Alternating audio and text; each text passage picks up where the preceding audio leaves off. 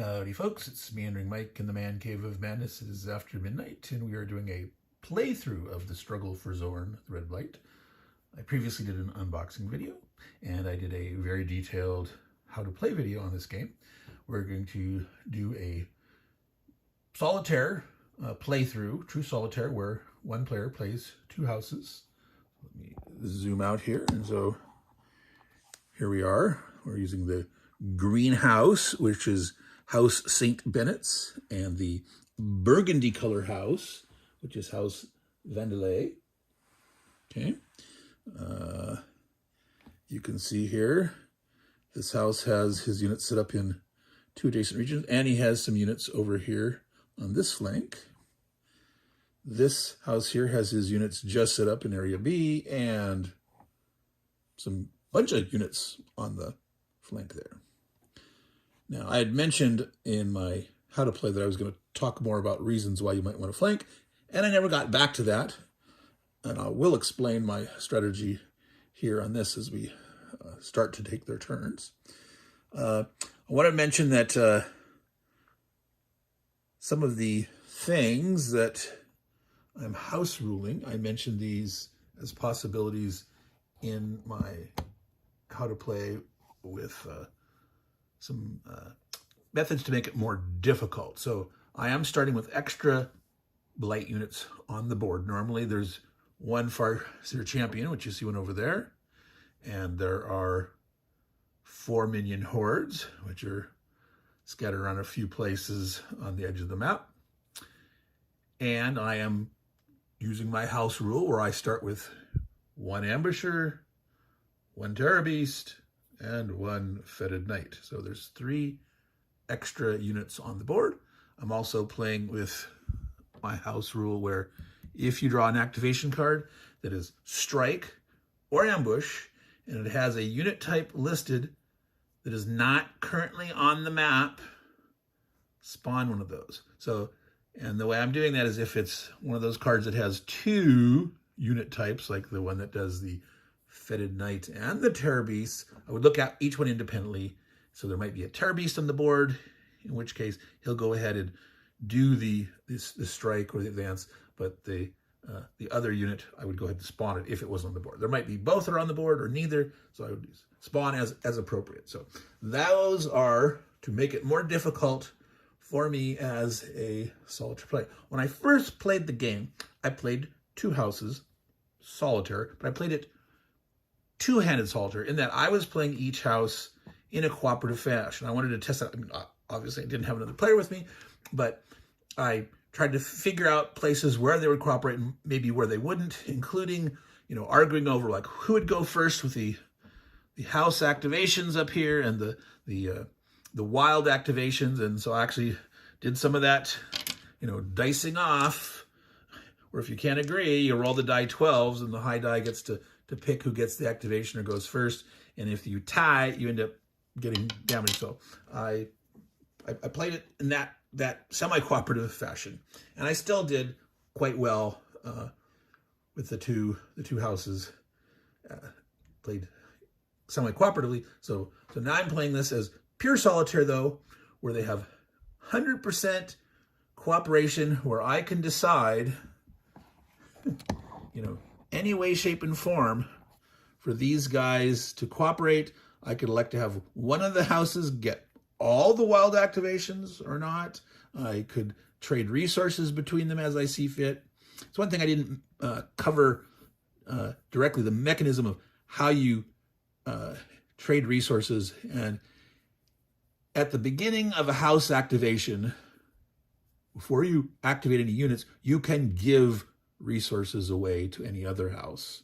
You don't have to be in the same space, but you have to do it at your beginning. So you have to decide before you start moving any units, you can grant gold, food, supplies. Now, one of the things that they mentioned in the rules where you recover a treasure, it says the person who captures the treasure can decide if some other player helped them, shared them, in a sense, crediting them with an assist, they may elect to share some of that wealth. So if, you find a valuables and it has some loot in it, you could throw the guy a bone. You could toss a coin to your witcher, so to speak. So that is a way during the course of a turn or activation in the middle that you can, give some resource to another person. But I would, say that legitimately should have helped somehow, like they softened up or they scouted for you or something, or they were blocking one of the spaces where the guy could have retreated, and that helped kill him off, or whatever. Some legit form of assistance. Otherwise, you give away resources, and it's not trading. I mean, you can make deals for future trades, but you can only give in your activation at the beginning, and then you get back in their subsequent activation. Which obviously in solitaire play you're going to honor your agreements as you see fit, but if you're playing true cooperative multiplayer, you need to give during your own individual activation. Okay, so let's go ahead and get started. We're all set up. We have the extra units on the board, and we start with the Blight activation. First, as we know up there's those guys. I'm not going to reach over and grab it. No, I'm not going to film everything. I'm going to maybe film most of the first turn so you can get a feel for the flow. And after that, I'll just film important parts when I feel an additional example of play where something that I covered in my how to play that seeing it in action might be good, or any particular juicy battle or something that I think is going to happen, or if something weird and catastrophic just happened, maybe I'll film that and give an explanation of what's going on. So we're not going to film every single move, every single turn, every single evacuation. No.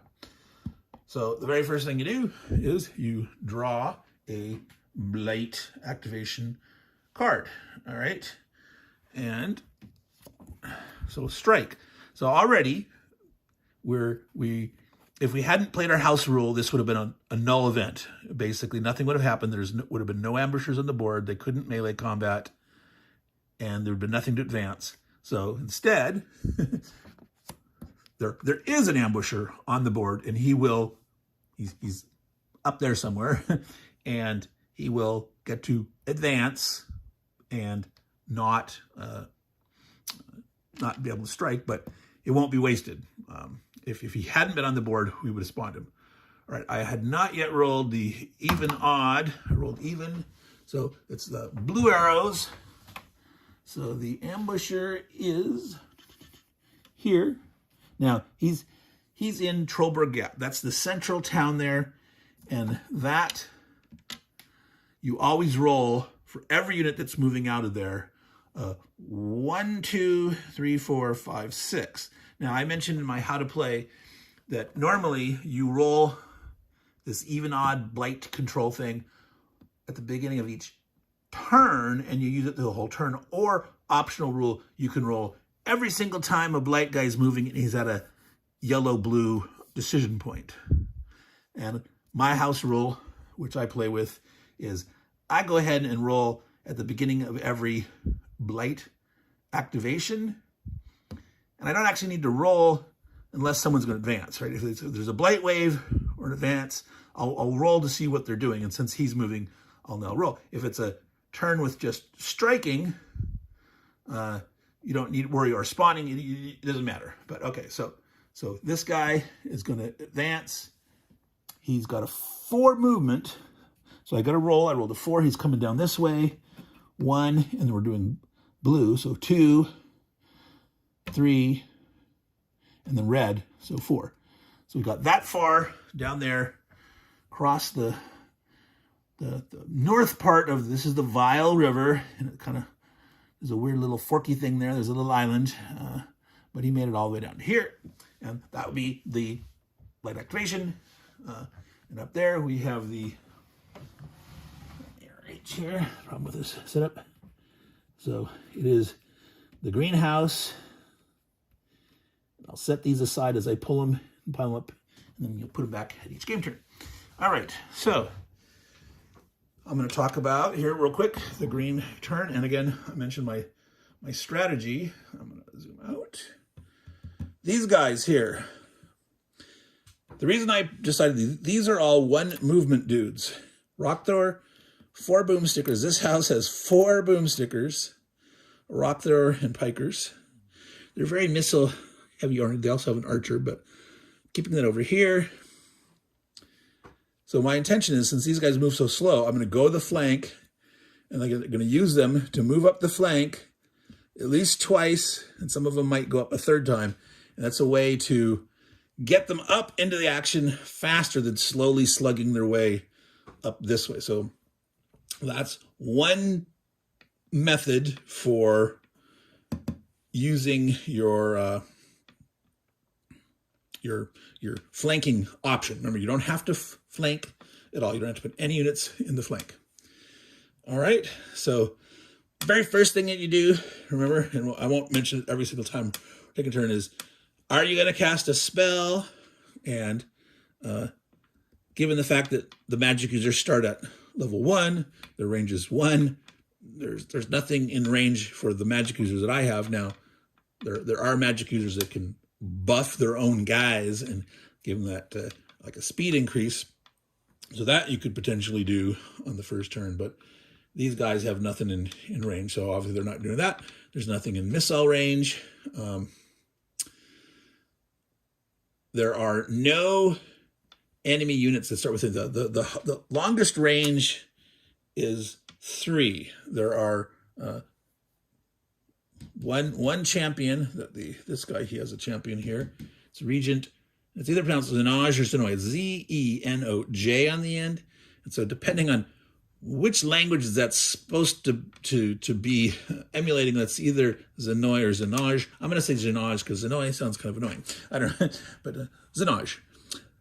All right, so there's going to be no missiles, so there's going to be movement. So I'm just going to move them all. Normally you move them one at a time, and as the house, you get to choose, which order you want to do it. But basically, all my flanker guys are moving up. This is the point where you've moved up. And you can decide, do I enter? Okay. If they haven't entered, next turn they'll get that to either to move up or then come in or just stay where they are. You can always just sort of hang out there. Yeah. I'm not going to discuss those tactics for another time. All right. So this character here has a special ability that's only relevant if they're near an enemy. You have to be adjacent to an enemy territory to do melee combat. And right now they're not next to anything. There's no melee combat.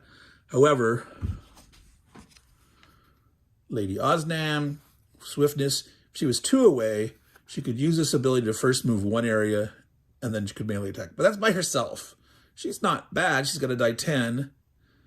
But, you don't really normally want to risk that too often. But there are cases where that could be useful, where she could actually move 1 first and then melee.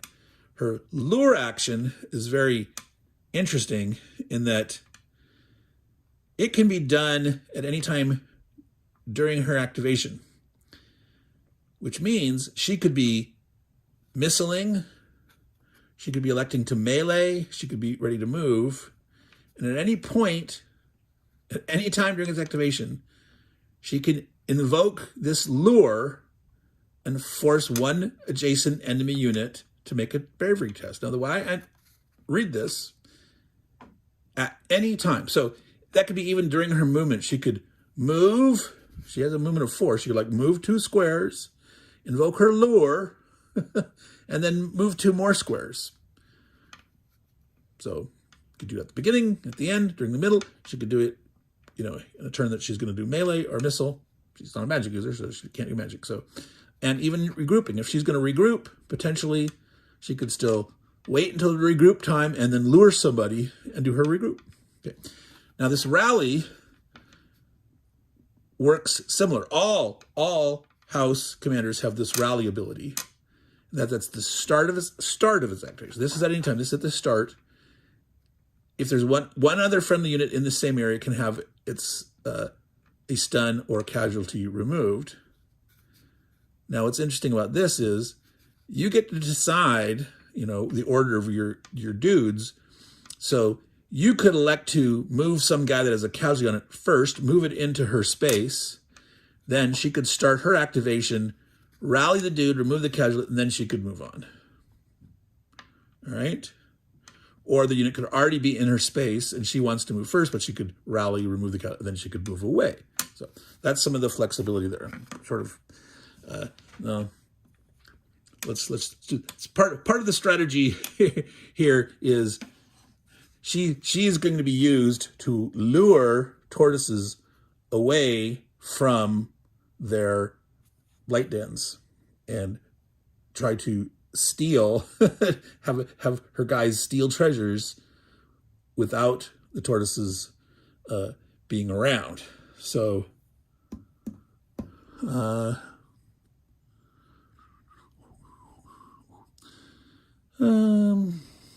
I was trying to say I could move her 4 to here. She'd be next to 2, and she could do some multiple business over time, but I think she's going to move as far as she can. All right, this magic user here can move 3.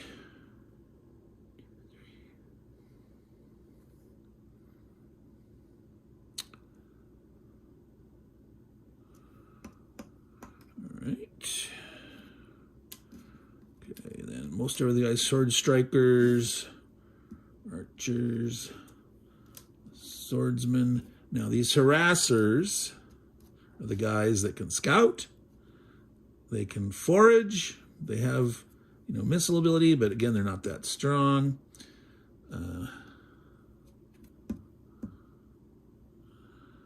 This guy here,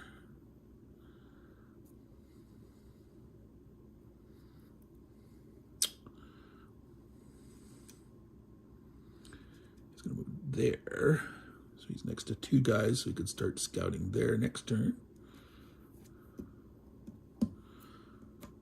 This guy here can potentially scout in this. Bravery chance doesn't work.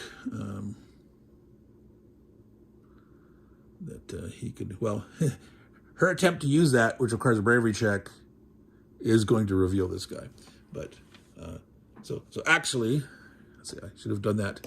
When she moved here, anytime during her activation, she's here, and then she should have done the lure. So attempting to lure, have to see its bravery. We reveal, as you can see there, it's got a die 8. It doesn't have an asterisk. All right.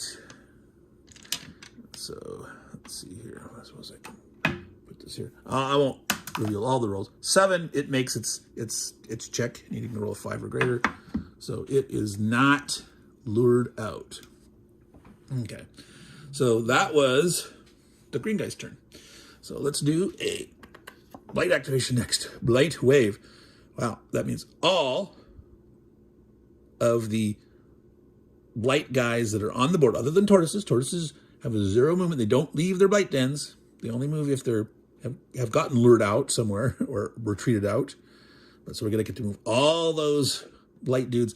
Now, you move them in their power hierarchy. The biggest guys go first. This is important because the Farseer champions, when they move, they get to bring other units with them.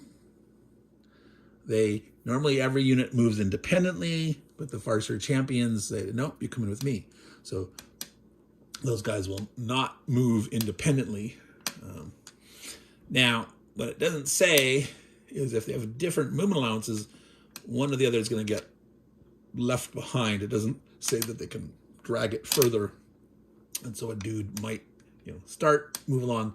Now, if you were rolling that, roll for every single, yellow, blue movement arrow decision point, you know, each guy moving separately. In this case, they would move together in that case, but I'm only doing it each activation, which it is a new activation. So I'm going to roll the 1, so it's odd. So we're actually going on the yellows this turn. So this guy here, he moves 3. This guy here also moves 3. They'll stay together. So 1, and then you're leaving here for this red. 2, 3. So they cross the river. Now, technically, you can move through. The capacity of the road is you can only have one guy in the bridge. Sorry, the road doesn't have a capacity. The bridge, fords, bogs, 1 unit, but that's not during movement. You can move any number of guys through there, but they end together. All right, so next big dude is the Fetid Knight. Doesn't really matter in this case, as long as I remember all of them. They're not close enough to dudes. Oh, that was the Fetid Knight, so he was next in order. The Terror Beast, which is here. So we're moving. Oh, wait, yellow. Yeah, yellow now. It was blue. So 1, 2. This guy only moves 2. All right. So next are the minion hordes. And basically you can move them in any order that you want. You move 3, 1, 2, 3. He's right behind. Okay, here. Oh, let's see. Yeah, we have to roll for roll the 1 again. So he actually goes out this way for trouble grab. 1, 2, 3. It's kind of weird. This guy, 1, 2, 3. He goes sideways here. Doesn't come down. Yellow. If he'd rolled blue, he'd have gone this way. But we are not in blue mode. All right. Last guy over here. What am I rolling for? Just move. Oh, now this is an interesting one here. This space, blue is this way, yellow's back. He's going up 1, 2, and then 3. So these guys from this interior can go weird ways. They can go up. Because this might be a place where the house is like, trying to defend the bridge, keep moving across. And guys could come here and come up and hit him from behind, so to speak. All right, so did I get everyone? Now again, normally I should be turning them sideways to remind myself. Oh, I haven't moved the ambusher here. All right, so he has a 4 movement allowance. 1, 2, 3, 4. All right, they're coming down hot and heavy. All right, so we get to do the next activation here. And I think we will probably maybe stop. That was this one. After the each house, it's another green. This is the randomness and vagariness of the chit pool system. Not chit pool in the sense of you're drawing from a cup, but you're drawing from a predetermined order. But that randomness of the last 4 house activations, it's an equivalent thing. So these guys get to go again before the other guys go. So spell time. Let's do a spell. Let's cast Nilrem the Amazing. Here has a sudden flood ability. Now, range is 1, can reach this bog. Could try the hailstorm, which puts 1 damage on a guy in an area and stuns all enemy units in one adjacent area. Well, he can only hit the 1 guy. There's not a case where they're sort of packed up or anything like that. This sudden flood is much better in this case. Unit takes 1 hit and are stunned, and the terrain is treated as a magic bog. However, until the end of the game turn, not there, but the whole game turn, this transformation happens, and the terrain will be treated as bog. If it is already bog,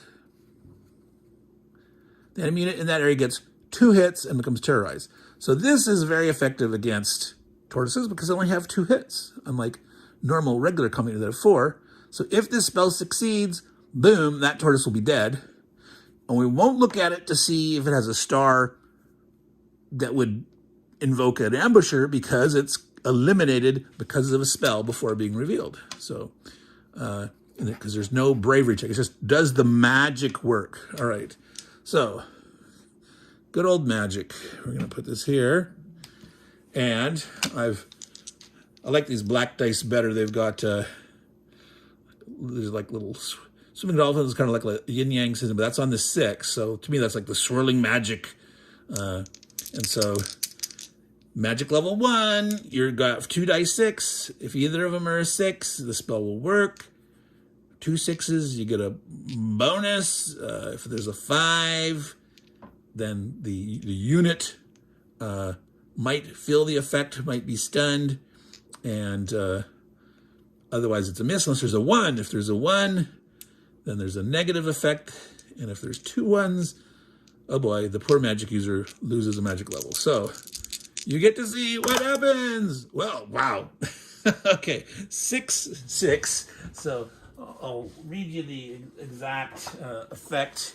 It says, if both are 6, it's a catastrophic direct hit on the target. Enemy unit is eliminated, no save attempt, and the player that casts the chosen spell earns 2 mana blessings. So he was going to die anyway as long as it succeeded in this case because of the sudden flood being cast in the bog, but the bonus effect kills him off first. All right, so that was a good roll. Let me remove him. And we don't do anything with the treasure, right? We don't reveal it. It's not revealed. And, you don't know if it's good or it could be a trap. It's one of the things when you scout, you can determine what's there. The problem is, in all cases, if a harasser scouts and the treasure happens to be a trap, the harasser gets affected. So if it's completely empty, you just might want some other unit to run in there and grab it and not risk your harasser. All right. So, and we got to remember the 2 mana blessings. These are what mana blessings are. You just put them on the card of the magic user to remember, and you can spend those depending on the mana blessing benefit that you do. Some can happen at any time, and some happen only in certain phases. So you just have to read those. All right. So that was magic. So now it is range, and it's easy to remember that I cast the spell, so I don't really need to twist and turn them. So I have to decide. So Lady Osnam here only has a 1 range. Now, she could try to lure the dude, and if she succeeds, I could say, I'm doing a missile attack. But I get to first use lure. I could try to lure it out of here, for example, say to here, and then she could missile against it. She's not next to anything else.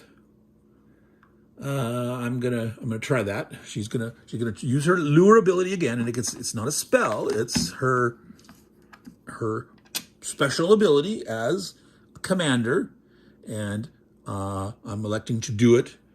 I'm taking her activation as in the missile phase, and she's going to do her lure first. So this guy says, okay, he's trying to resist the lure. He's rolling a bravery check. Roll the die. You roll the 5. He succeeded again. So her lure attempt. He's like, nah, I'm not having it, lady. I'm not having it. So now she will shoot her missile attack. Her missile attack is a die 8. So this is Rough Hills. If we look down here, you can see Rough Hills has a 5. Tortoise, special ability, hard shell 6. So she has to roll a 6 or greater to get a hit. A 7 and 8 will do 1 damage. A 6 will require the tortoise to roll another bravery check to see if it takes a hit or not. So, okay, let's roll that over there. 7. So she did get 1 hit. So we put a casualty marker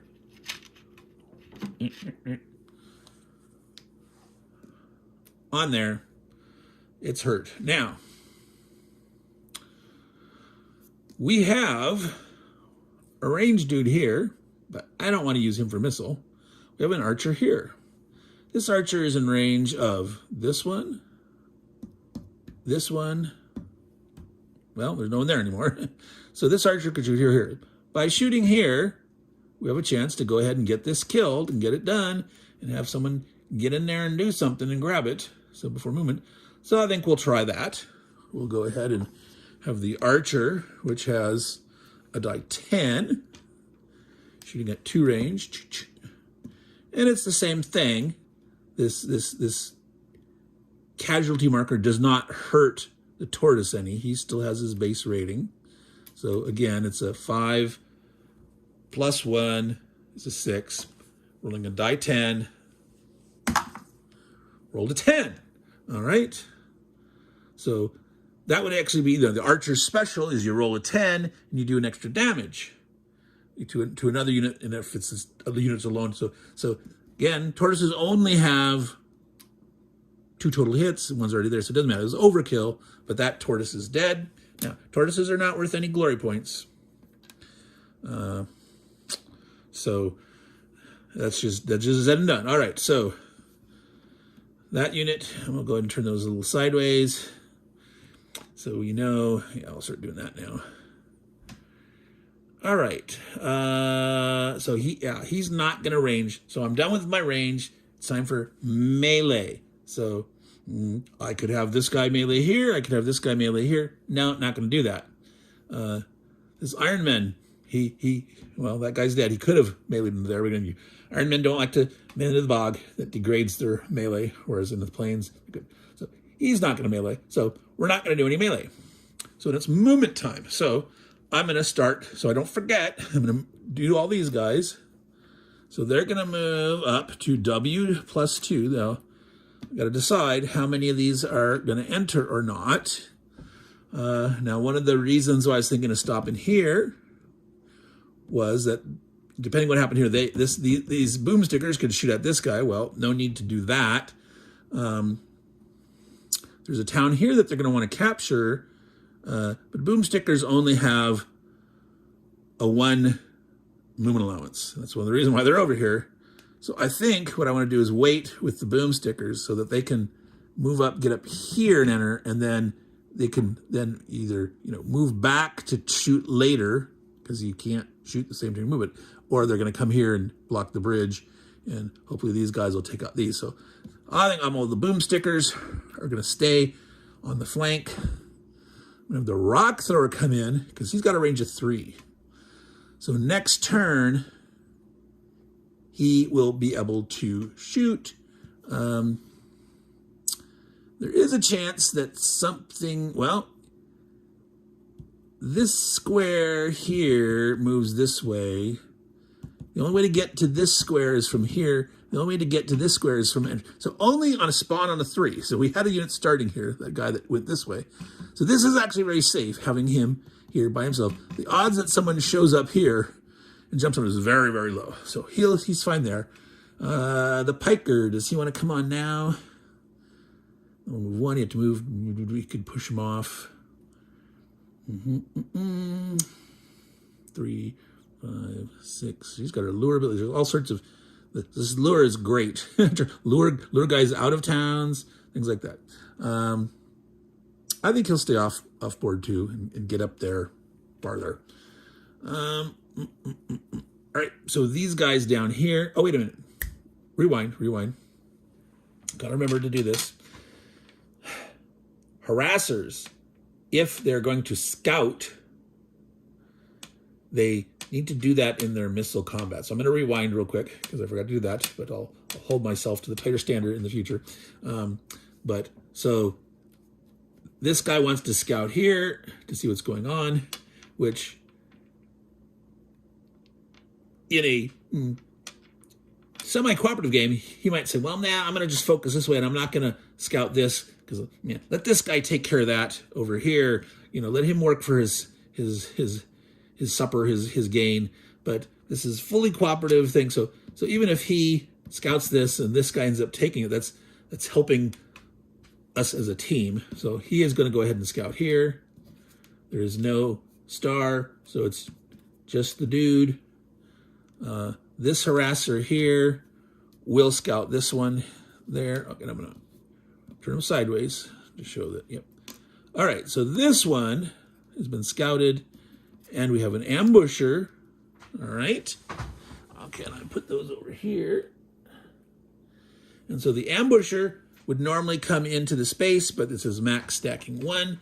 So it goes into an adjacent space. And sometimes it's the highest protection value, and sometimes things are just totally at the choice of the house. I'm trying to remember on the tortoise ambusher spawn, I think it goes into the highest protection value, but normally I'm frequently assaulting these sometimes, and often using my early harasser dudes to forage to make sure I have enough food as the nighttime comes. All right. I should have just stopped this and looked it up. All right. Ambusher, highest protection combat value. I should have trusted my my instinct, and so because of that, it's the high. That's this one. All these around here are more bog, but that's a plains. These are 3. That's a 4. So the ambusher here, because this is a bog, on this square, it's back here. All right. So that was the little retroactive doing my scouting that should be done in the missile phase. Kind of awkward to remember that, but they forage in the regroup phase. They scout in the missile phase. Just have to remember that. All right. So now we're back to movement. These guys moved. So he entered. Okay, so we got sword strikers and Iron Men. 2. I'm going to move 1 sword striker in to take this treasure. We reveal it, and hopefully it's not a trap. It's valuables. It's 4 supplies. Yay! So I've got 4 supplies added here from 6 to 10. It's off map there. You can't see it. So turn him sideways. And I'm going to move this sword striker here. 1, 2. Same thing. Oh, relic. All right. So relic worth 2 glory. And you get a magic level. So that's always nice. Magic level for green and 2 glory. All right. In my how to play video through most I call it glory. And then there was one segment where for some reason I was calling it honor instead of glory. So if you watch that, you'll notice that there's maybe a 20-minute segment where I keep saying honor instead of glory. Don't ask me why. I was tired. It was late. Okay. So the last dude to move is the Iron Man, the knight, the dude that loves the plains, that upgrades in a fight in the plains. So there's an ambusher here coming down who could go this way or this way. Next activation, we don't know which it'll be. He'll be coming out one way or the other.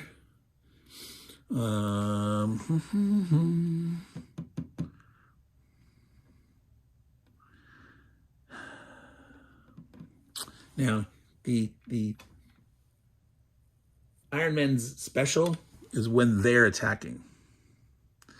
It's not when they're in defense. When they're in defense, they're always just a die 12. So like trying to get up there and get in the way of the ambusher isn't necessarily a smart play. So if this guy moves if it's blue, 1, 2, 3, 4, he'll come down here next turn, unless you don't want him piling up. If it's yellow, 1, 2, 3, 4, you don't want him piling up there. Well, I'm gonna hope that ambushers don't activate next turn. I'll just get up there.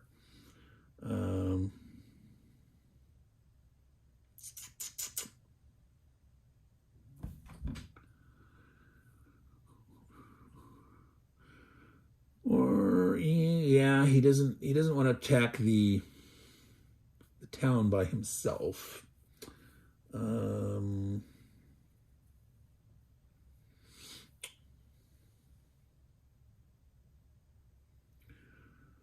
I think what he's going to do is going to go 1, 2, 3. Now he could move one more because he could use the road benefit and go farther. Like, oh, let's go charge it down. He's going to be here. This guy here, if he doesn't get a move beforehand, he could attack him next turn. Pretty great odds. If this guy activates, he would go 1, 2, and either here or here. He'd be next to him here and could hit him this way. So, yeah, that's a good move. So, all right. So that's the 2 house moves. I'm going to stop it here, and I'll pick up with the next activation that the other house gets. If this next one's a wild one for the green guys, I'll just do the turn, and we'll get back to it when the magenta guys, the House Vandalay gets a turn. All right, so the Blight took their turn. They got a strike card, Terror Beasts and Fetid Knights. There was an adjacent. The Terror Beast that was up there moved down to here. The Fetid Knight that was there moved there. I had rolled. It was even for this activation of this activation moving blue.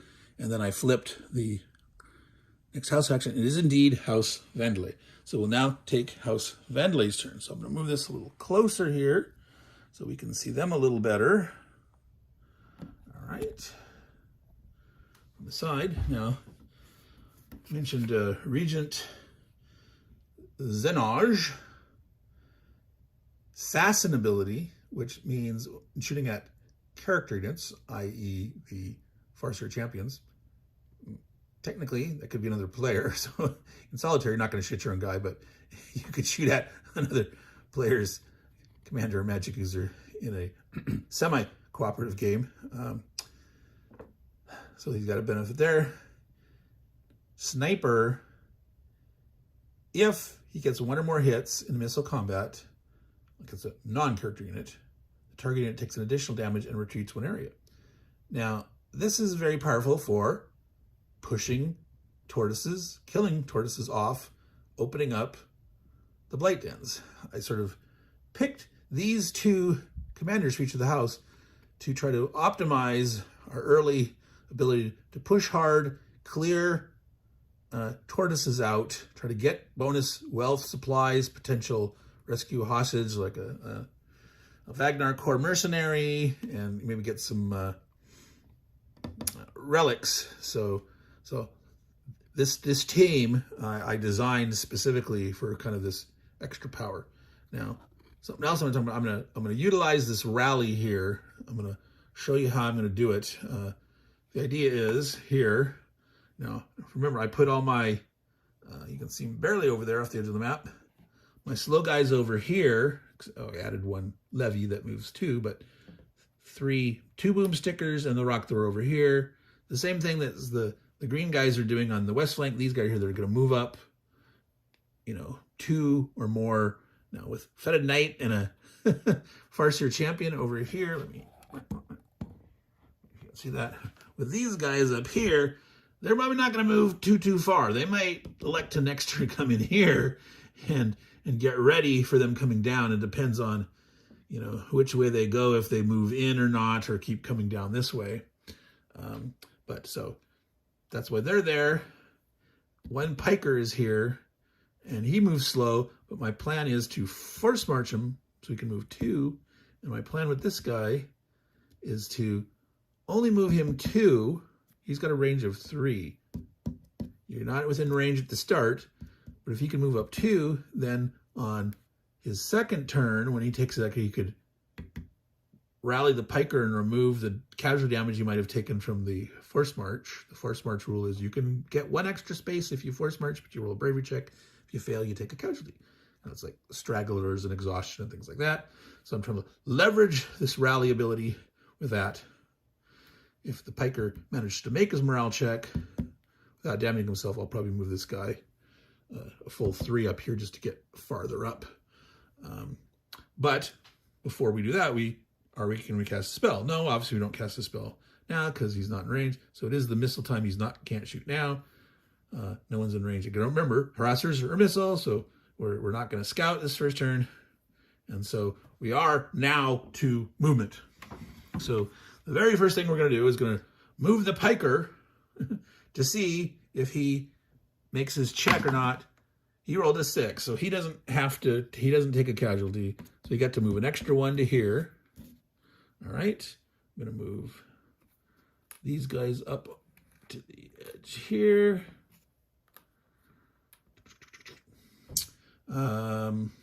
So I'm this guy. I am going to go ahead and move 3.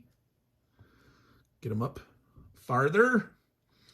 He can still shoot.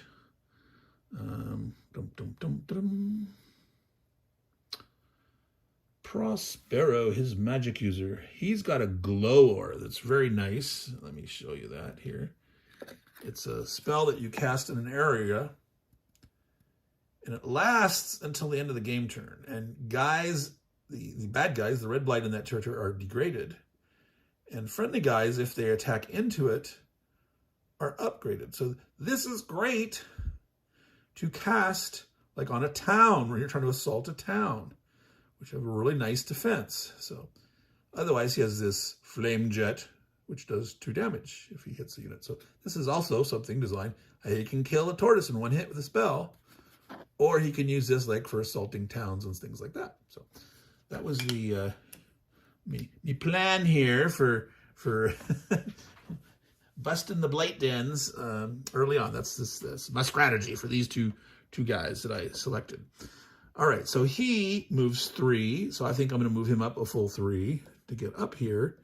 He unfortunately will not be in range of clouding.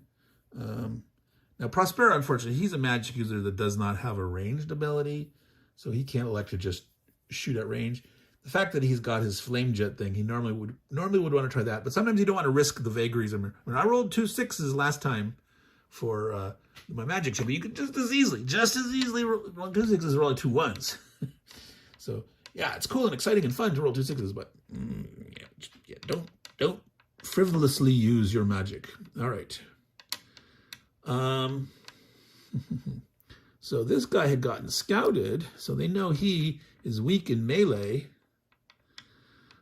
So they can get ready to try to melee next turn. So, well, let's see here.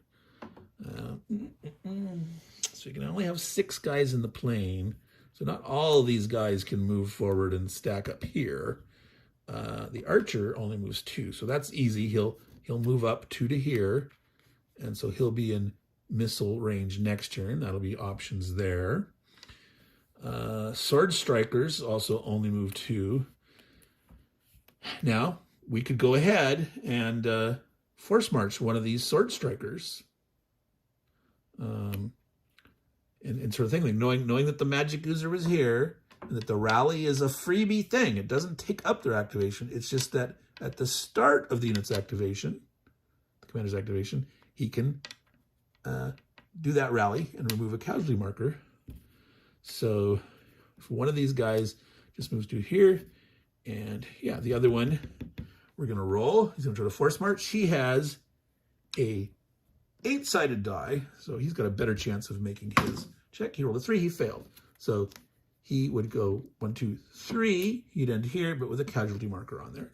And I'm going to leave the casualty marker on there because until this next activation, he's there. You know, something could happen that could cause him to attack. Now, normally tortoises don't strike out, but something could happen. So don't jump the gun. There's a casualty on that swordsman. All right, so the other guys, well, let's see, move these guys 1, 2, 3. They will both be here. So we got 1, 2, 3, 4, 5 units. You can have 6 guys in the plains. So this harasser, though, he moves 4, so he could go farther. In fact, he might want to get up there to scout and see what's in Farmingdale. Now, is he worried about potentially blue? Then if so, if it's blue, he's going to go this way was yellow, he's going to end up here. So ending here is a potential attack by the ambusher. He's going to go here instead. So 1, 2, 3, 4. He's next to it. He's not. If guy were to advance, he would come in and melee him. He's only got a 6. He's got an 8. So there is where the harasser is going to go. We got another harasser over here. Both these two houses have 2 harassers. I picked 2 houses. I hadn't. Don't enjoy as much the houses that only have 1 harasser. And I was thinking of playing the yellow guy that only had 1 harasser, and he has 3 levies. And I was like, levies to me are just weird and awkward. And so I said, no, I'm going to play the magenta in the greenhouse. So where does this guy want to end? Now, we know we've got stuff coming up there, the bad guys. But if we can get in and get this taken care of, then we can concentrate on needing to kill these guys so they don't exit. Okay, so, and the vagary of, you never know how fast you could get a bunch of activations in a row from the Blight guys, or they might sit for a long time as other things happen. Different units get activated or random events or things like that. So he wants to get over here. He wants to scout this. 3 doesn't. Don't think he wants to be out in the plains. Well, they never move down this way. They always go this way. So if he moves to here, only on a boxcars, 1 in 36 chance that someone comes right onto his head. And then he can always, run back. He can run up. So yeah, I think he's going to go 1, 2, 3, 4 to here, which is next to this. So next turn, next activation, he could scout that. All right, so that was the House Vandalay. Let's do the next Blight activation. All right. Again, I don't need to roll until I pull the card to see if it actually requires movement, and then I would re-roll with my governor. That's a house rule. Normally it's you roll at the very beginning of the turn, or you roll every single movement arrow you come to. I like the happy medium. Farseer Champion Lead. Ooh. So first we spawn one. So this is, you always spawn one when you get this card. And did I do that with the very first guy? I didn't, did I? I would have spawned one and then both. No, I didn't draw that. I drew something else. What caused me to Terror Beasts? Oh, it was the Blight Wave move. That's right. Well, yeah. We were moving everybody, but that's not this. All right. So, eeny, meeny, miny, mo. I'm going to roll a die 6 and say 1, 2, 3, 4, 5, 6. Which one I get? Number 3, the middle. All right. So we've got Xeres, which is like a kind of a...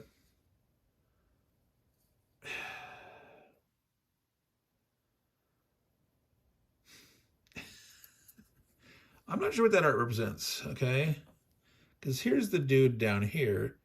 Is that a big shroud, a cloud, a beast behind him?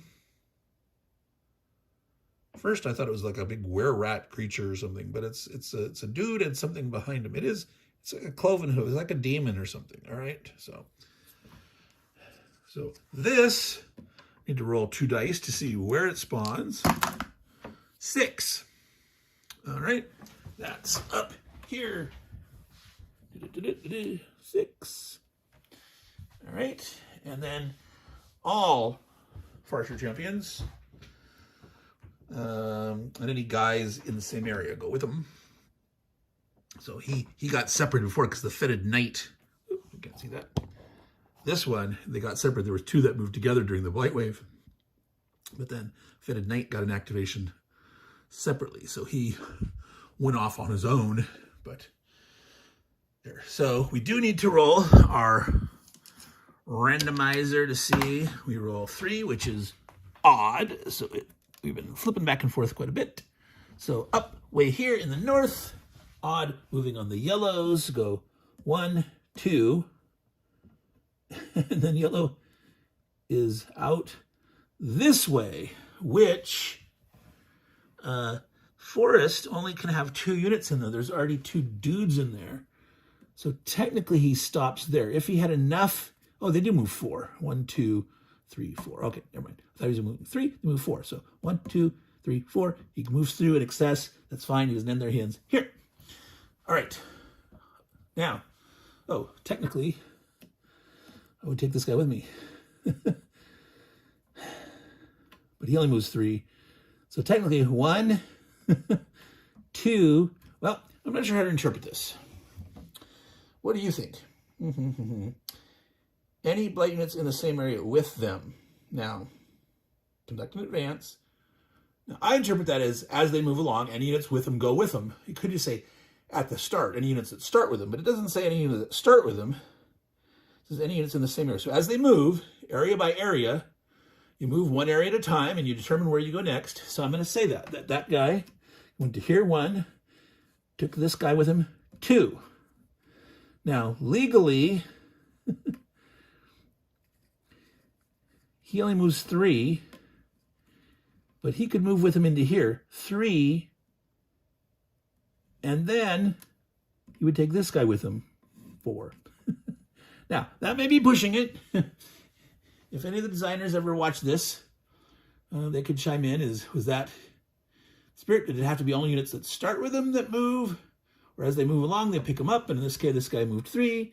And he got left behind. And they're within stacking. He moved that next guy with him. The tortoise doesn't move. They always stay behind. So there, I'm going to call that good and sensible. It also, I think, makes it more challenging. I'm trying to make this a challenging playthrough. Some more units come racing down towards us. All right, so that was the activation for this Farseer. Okay, so now we gonna pull the next one here. Let's see, that was the one that we did. This is the one we just did. Now we have to reveal this. It's the wild, all right? So this could be either one. We get to decide. I'm a solo player, so I can totally decide which house I want to move. So, that last one is going to be House Vandalay, magenta guy.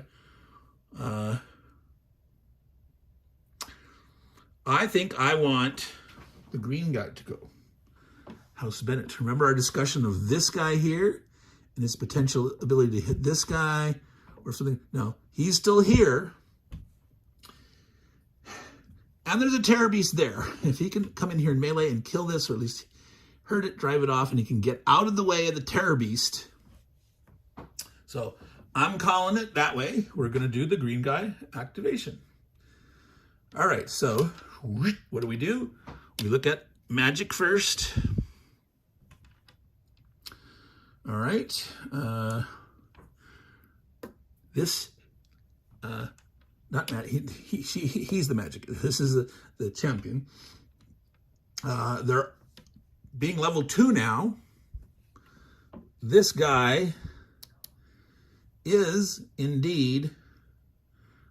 now, the thing about that bog, technically there's a magic bog marker here, and it says you remove it at the end of the game turn. Some of these spells you can only cast once a day. You have to read this here. If done, the enemy moved, then eliminated. Remove the marker at the end of the turn. All right, so technically this one, you could cast Magic Bog again. There's only one marker. I would assume it would remove it from here and you'd place the Magic Bog somewhere else. But actually, I want to use that Hailstorm spell. Because if you're looking here, we could target this guy with the Hailstorm, which is within 2. And then if it works, this guy, each guy in there suffers 1 hit, but all enemy units in any one adjacent area is stunned. It doesn't say that the adjacent area has to be within range. It says the target area has a range of 2 right now with a magic level 2. So potentially, we could damage this guy and stun this guy. That sounds fun, right? Okay, So we're still only magic with 2 dice, 6. At magic level 3, you start rolling one of these as a die 8. Now again, there's no way for me to get another treasure and potentially another relic before we roll this roll. And we couldn't do a magic potion because we're casting a spell before. We don't have the gold anyway. You need gold to do it. And it's getting more and more expensive. He's now at level 2. So to go up, to make a magic potion to put your magic leveled up from 2 to 3, it costs you 3 gold, 3 food, 3 supplies. So we're just casting our spell. And let's go ahead, since that's exciting, we'll let you see it fresh there. See if we... A 6 and a 3, it succeeds. We do succeed. Now, this is a case where if I rolled bad here and I have mana blessings, remember one of the things you can do with mana blessings, if you've read the rules or if you saw my playthrough, is you can use it to re-roll a roll. So once you've got mana blessings, remember that. Don't let yourself roll a bad, magic roll that kills you. Re-roll a 1. If you re-roll it and it's still a 1, again, you're still messed up. But so the spell works, and you gain 1 mana blessing. So as long as you keep casting successful magic, you keep getting better and better. It's nice and tasty, right? So with 1/6, the spell works as listed. You don't get a bonus kill of anybody, but you get another mana blessing. So yay, a mana blessing. You got to remember that you have them. Like there's all sorts of, there's a good reason to save them, because especially like the only way to take wounds off your leader guys is with mana blessings. There might be a special event, I can't remember, but all right. So it succeeded here, causing 1 hit. So we put a casualty marker. Let's see, I thought I had one. Oh, I used it already. There's a casualty on the House Vandalay dude, but so 1 casualty here, okay, and then a stun on the ambusher. So that's nice. That was a freebie bonus effect there. That's always good. So what happens with stun is house units, if they're stunned, can't do anything. They can't move, attack, fight. All they can do is wait for the next activation to regroup and remove the stun. Blight units can still activate, but their movement launch reduced by 1, and all their attributes are degraded. So that guy's going to be easier to kill. He wouldn't move as far. If you jump on him, attack him, it's like, yay, you can hurt him more. So that is nice that he is wounded. So we did this guy here. So now range ability. Okay, she only has a 1 range, so she isn't in range of shooting anything.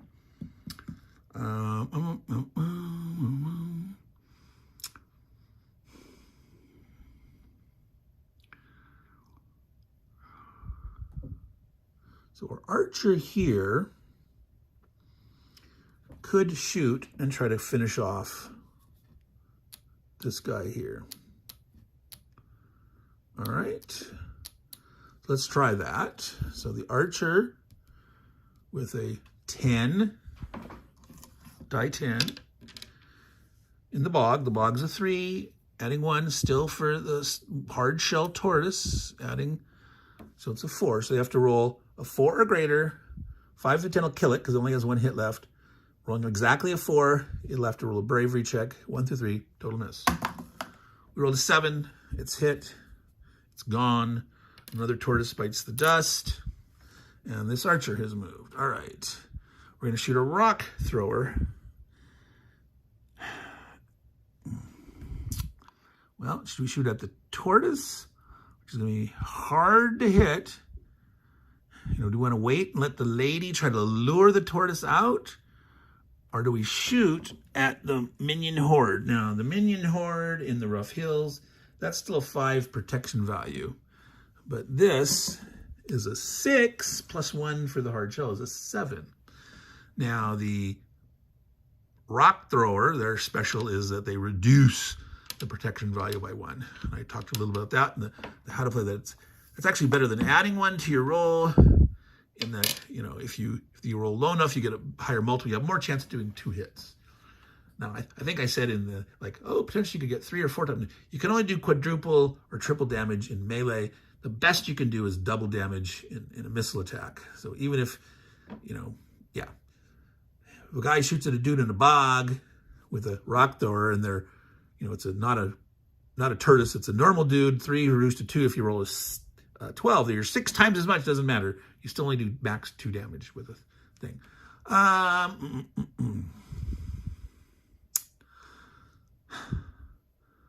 Let's see, do we have anyone in range? Well, she could potentially move right into the into Denny Spring. If this rock thrower manages to kill that tortoise, we could get in there this turn. So let's do that. Get in there and grab it before maybe the stupid minion horde dude moves in there. All right, so we're rolling a die 12. So this is a 6 plus 1 is a 7. Reduced by 1 is 6. He needed 12 to do 2 hits. You would actually have to roll, yeah, 6, 7. God, boy, those tortoises are nasty.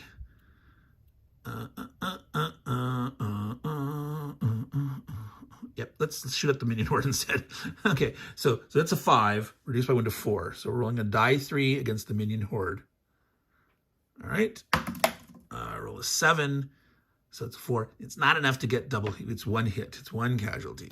So the chance, it was close to getting 2, but we got 1. Now, against the tortoise there, 6, it would have also done 1 hit to him. So, oh well. So that rock thrower has done his thing. So we're not going to shoot range with the rounds we've shot. So that's everyone. Yes, the magic is spelled. She is not range, blah, blah, blah, blah. So we are ready to do movement.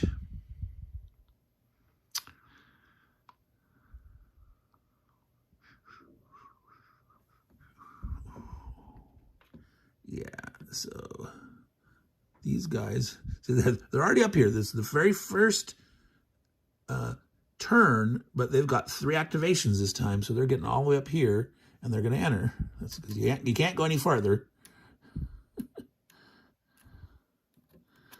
So all these guys are piling in there. That's a big stack of boom stickers. But they only have 1 range, but potent. All right.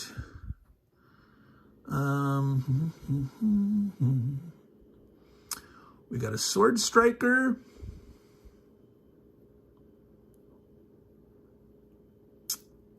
Who could actually melee this dude. So, actually, yes, we should have rolled back. We did say, can anyone melee? Because we didn't check to see. You know, obviously, the harasser's not going to, I can't see that there, but there's a dude right there. You don't want to shoot him, we don't want to melee him, but this sword striker here is next to this guy. And the answer is yes. We want him to melee there. Finish this guy off, try to get him killed. He's still full strength, but ooh, if he retreats, no, we get to decide. We'd push him down here. Yeah, if you had more units around, you could try to cut off his retreat totally and leave him with nowhere to retreat and get him killed. But yeah, so he's going to come in here. That's the only. No, that's right. We also had this guy here. Remember, we stated that intention. He's going to melee there and there. So you do all your melee allocations first, and then you decide which order to do them in. So let's do the sword striker first. Die 10 against a die 8. He gets a die 8, but he's degraded to a die 6 because he is stunned. So we will put this here so you can see the roll. I'm going to roll both at the same time because they're different. We know what they are. 10-sided die and a 6-sided die. No addition. The planes is just a 0. All right, so 4 versus 2 gets 2 hits on him. It's twice as big. And so this guy would take 1 hit and then is flipped over. Is the second hit. So you won't have a net casualty marker because the 2 puts you on the battle-worn side. So he's battle-worn and stunned. He has to retreat. We retreat him to here. All right. Now, Sword Striker. Special ability, Assault. If this unit is not eliminated, i.e. a Sword Striker that even if he loses and is damaged, as long as he's not dead, he may make 1 more melee attack. All right? You know, you can't keep chaining him after that, but he had a successful melee, and he's going to go again. So he's chasing him around, trying to kill him.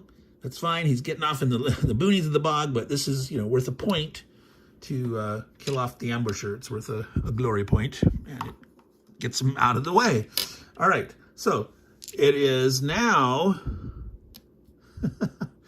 this guy on his battle-worn side is a die 6 instead of a die 8, and so because of the stun, degraded is down to a die 3. So we're going to have this 6-sided die, rounding up, against his die 10. Now, this Sword Striker, the Sword Striker could roll a 1, this guy could roll a 5 or 6, would be 3, and the Sword Striker could take 3 hits. So this is the nice aspect of this system. It's still always a little risky to win, even if you have a nice advantage, that there's still a chance that that defender might pull off some nasty wickedness. No. You can't quite see that. Sword Striker rolled a 9, the other guy rolled a 1. He would have been a 1 anyway, it's a die 6, so he takes 4 hits. It's quadruple, it's more. He's, 9 times as much. But this guy's deader than a doornail. Ambusher is gone, and that's 1 glory point. Now you put the guys back in the pool. Whenever a Blight unit is killed, it gets available. Now, the exception to this is the Farseer champions. When they are eliminated, those guys here, the big mean guy characters, you set them aside. And once all the Farseer champions have been eliminated, then you refresh the pool and they all go back into the pool. You can spawn them again. So that makes sure that you get variety. You don't feel like I have one guy come on and you kill him and then you end up spawning the same guy again. And no, it's to make sure that you're going to encounter 4 different ones first before you encounter one again. All right. So that was success anyway. Remember we added that glory point for killing an ambusher. And we have one last combat here. All right. So this is an Iron Man. Iron Man, I am Iron Man. No. Knights. Iron Man Knights, die 12, but in the planes, special ability, upgrading a die 12, you add a die 6. You add a die 6. That's the upgraded. Ambusher is a die 8. So we can roll these together. The blue guy is on defense. These other 2 guys are on attack. There's no number mod because they're in the planes.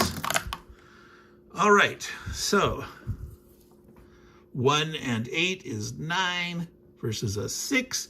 They succeeded, but they didn't get double. So 1 hit, 1 casualty mock on the ambusher. The ambusher then retreats.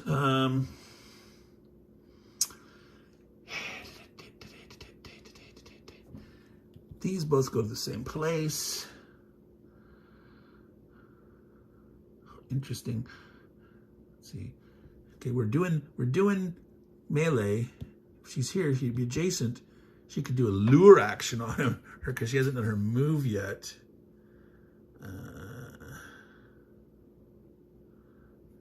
So could push him farther along if we wanted to. Do we want to do that? That way, that way, that way, that way.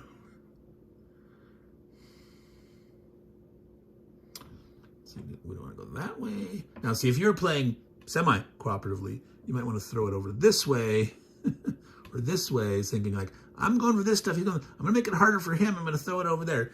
Now, again, you should play as cooperatively possible at the beginning to make sure that you guys get a leg up. So, don't be a butt cheeks early on and try to hurt the other guy. Think of what's the best way to try to get this guy killed or make him most ineffective. Now, one way to think about this, if he comes here, if we retreat him to here, she tries to lure him, to here, so that these guys are next to this, and they could do a melee attack in their next activation if it doesn't get its own move. Yeah, let's do that. See, that's more cooperative. That's the thing. All right. Retreats to here. All right. So all melee is done. Now it's movement. Now we would have done the movement here. Let's decide where she's going to go, but she can, as her activation of her lure at any time during her activation. Now, anytime.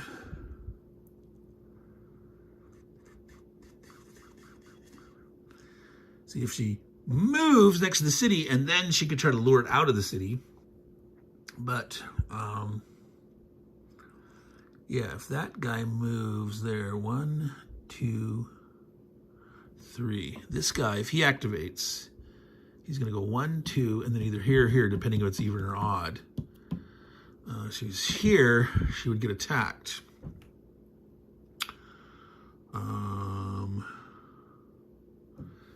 So she might want to position herself somewhere else. So she lure, and then wait to lure it next turn. Seeing what happens. Yeah, let's do that. She's going to try to lure this guy.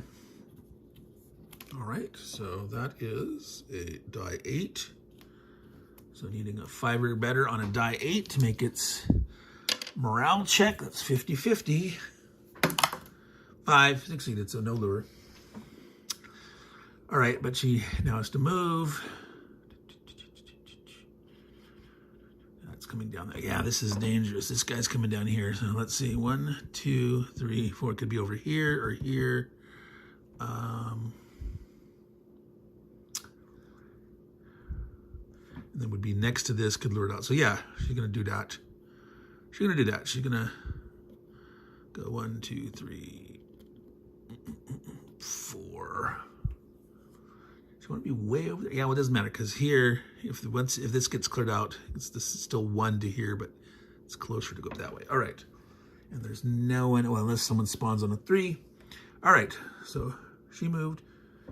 He already meleeed. So these guys down here. Again, I said I was going to play a little tougher. I forgot that these guys, if they wanted to scout, because this guy could try to scout that treasure. I should have done that in the missile. So I'm not going to allow myself to do the scout. So I'm going to move this guy in here to get this treasure. Just hope it's not a thing. Is if he scouted it and it was a trap, he'd be affected anyway. So, oh, nope, it is hostages. Now, instead of being rescuing people like the Wagner Corps, this represents that, there's people that are wealthy. They had some loot or food or whatever. They had been captive, but, we released them and then we got 2 gold and 3 food out of it. All right. So 2 gold and 3 food. 3 food. 13. All right. So that gold's good, but it's not enough to buy a potion for a magic increase. Getting up to 3 magic levels, like really, really important, really nice. Really improves your odds of casting successful spells a lot. So that was that move. So this guy here, we will not move him, and we'll do a regroup for him, and so we're gonna forage. Because the thing is, if we want to be able to feed most of our troops, and we're trying to, if we're going to try to get enough food, we still need more gold to do a magic potion. So he's not going to move, and then he'll do a regroup,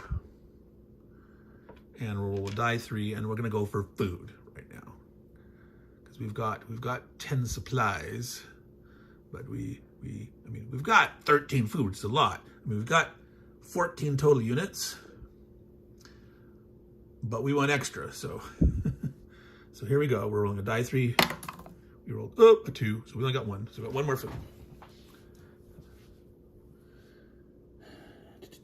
Now, then those racers, if you're in a time frame of the game where you don't need to scout anything right now, you can just sit and have your harassers collecting a lot of loot. That's a fun thing to do. All right, so that was that one. Now we're to a Blight activation, and then we'll get the last activation, and then we're going to call it quits there for the evening. We'll pick this up tomorrow. It's late, Meandering Mike. Staying up way too late. Mrs. Meandering will be upset if I come to bed too late and wake her up. All right, the Blight activation is advance. Minion hordes conduct movement, so that guy is going to go. All right, minion hordes. Minion hordes only. So he moves 3. 1, 2. Oh, let's roll. We're rolling a new thing. We roll odd, so it stays yellow. All right. So it goes 1, 2, 3. So if she had gone here, it would have come out and attacked her. All righty. The minion horde that was here is dead. All right, there's minion hordes here and here. All right, we'll do this one here. 1, and then yellow, 2, 3. So he's skirting this way. This one here comes out yellow. 1, 2, 3. There's a minion horde on that bridge. All right. So 1, 2, 3. Oh boy, here they come. All right, so that was that. In the very last activation over there, I'm not going to reach out and grab it right now because we know what it is. Way up there in the corner. All right, so we are doing House Vandalay. Our magenta friends here. Not magenta, I keep saying burgundy. It's not pink enough to be magenta. 'Tis burgundy. All right, so now this guy gets to get some fun, hopefully. Fortunately, they weren't able to lure Drew near him. There's dudes here. There is a dude over here in the open. They could go and pound on him there. We need to think of our magic user first. Prospero. So we're not in range to melee this. We are in range to melee that. So when we activate this guy, we want to make sure we activate them beforehand to be able to take this casual off. If he's going to go in and fight. But he's the, well, we have an Iron Man who could also go in here too.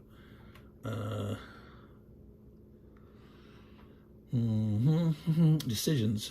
So before that, we're going to shoot. We have archers here. We haven't brought in any. Wow, this is, yeah, but see, this guy is safe. There's someone can't move into him, so he can still sit here and do scouting in that right now. So these guys are going to take a bit. They can't run right down this edge, but they come through here and then down. So the Dumora, we wait until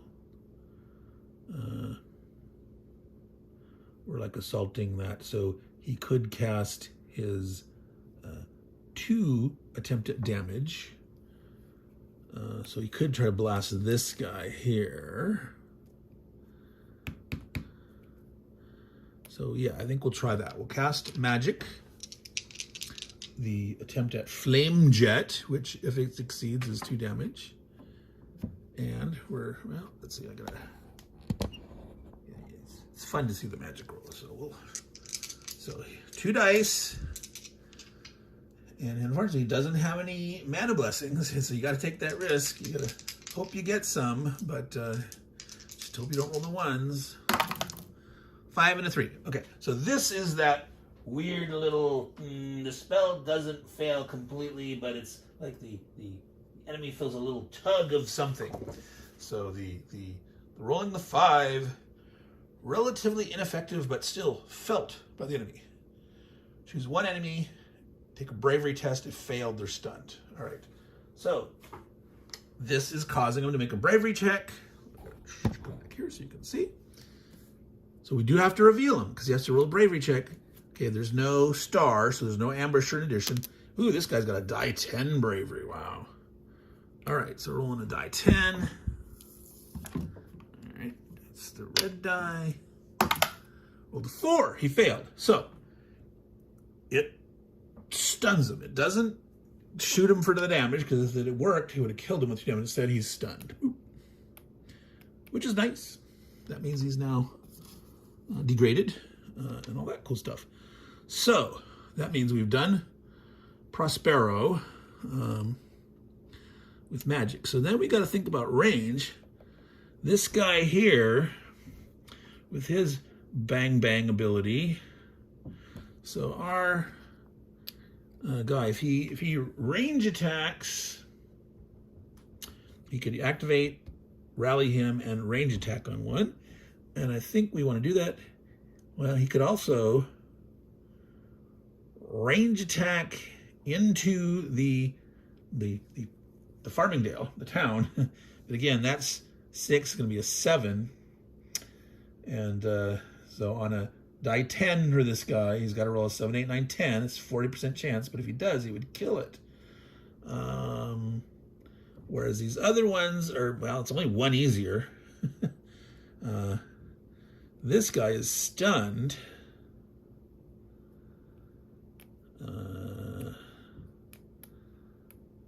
So let's go ahead and shoot at this guy. Okay.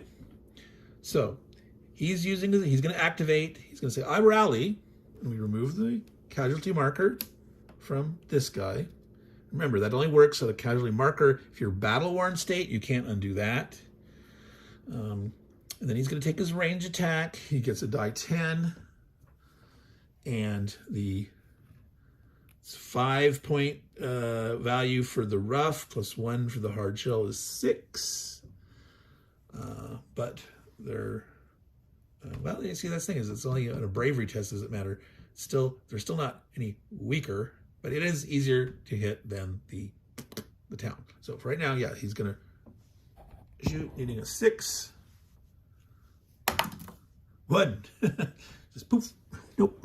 Headshot. All right, so he's shot. Okay, that didn't take up any. Let's turn back here. So I twisted him. So he shot. Him being rallied by this guy doesn't take any of his turn. So we're still in the range phase. This archer. So here or here. Still 1 in each. Melee. He's gonna shoot at this one here. All right, so rolling a die 10, same thing against the net 6. Rolled a 3, missed. Not doing too good. The harassers. Wow, yeah, they don't want to harass with just a die 6. Shooting against the tortoise, and he would need a 6 to just get even. So they don't want to shoot at all. Now, potentially, no, they're not. They're not. Where is the other harassers? Way over there. All right, so that's all the range. Except, do we want to scout? Okay, that's got to remember scouting in range time. So I'm remembering these stuff. I'm going to, way over here, go ahead and have him to scout this. It's a tortoise with a 6 melee and an 8 bravery. All right. So he's done his scouting. This guy here, I think we're going to, wow, this guy next turn. 1, 2, 3. let's find out what he is. Let's scout him. Oh, no. Ooh, D10, D12. Oh my goodness, yeah. See, that's important there. If this guy come here and we try to solve, like, wow, you better make sure you have really good big group of guys. Wait till, you know, all the sword strikers and dudes can get over there to pound on that guy. All right. So that was all the range, including the scouting. So now it's melee. Do we wish to melee? So we got a sword striker here. I totally could go in by itself, die 10, but this is a die 6 plus 1. That's 2 to 7. That's 4.5 on average. This is 5.5 on average. So on average, you'd win, but he could still roll a 1, and this guy could roll big. So what we're going to do is we're going to take one of the Iron Men, and he is going to help. And the sword striker, these two together are going to melee there. And no one else is in melee range, so we don't do our movement yet. Well, he could melee into here. I'm planning on, well, let's see, instead of moving there, maybe we should just get these melees done. And while this guy is stunned, yeah, I'm going to do that. He's going to go in there by himself. That guy, well, he's a die 8, but he's degraded because he's stunned. So it's still a die 6. It's the same reason why he didn't want to go there. Oh, decisions.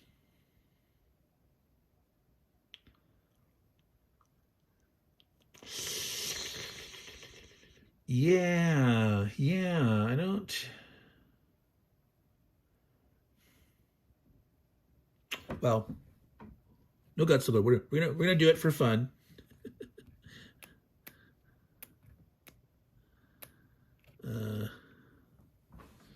So we're gonna go ahead and attack there. So, all right. So let's do the attack where they're double teaming first. So that's a die 10 and a die 12 on attack. Die 12 and a die 10 on attack for the two guys against a die 6 that's adding 1. That's a 6, 7, but this is 15. So they actually rolled good enough to get double against his 7. If they had rolled bad, I got a 1. So they actually do 2 hits and kill him off. Tortoise gone. All right. And they're in there with the treasure alone, so they immediately... Blight portal. Okay, this is a bad trap. This is a naughty... I believe it's a fetid knight, or is it a terror beast that it it summons immediately to that hex and it attacks. All right. Now, that's the one thing that they don't have, like, on a card, the traps. So I stopped and restarted. I found it. It's way towards the back, page 47, under the treasure section, section Q. There's Blight Portal. Fetid Knight shows up if occupied. So, like, if you were scouting it, the harasser from adjacent would reveal it. But since we're in there, it immediately conducts a melee combat against the area with upgraded melee combat rating. So that's an ouch. Can you say ouch? So we're going to grab a Fetid Knight here.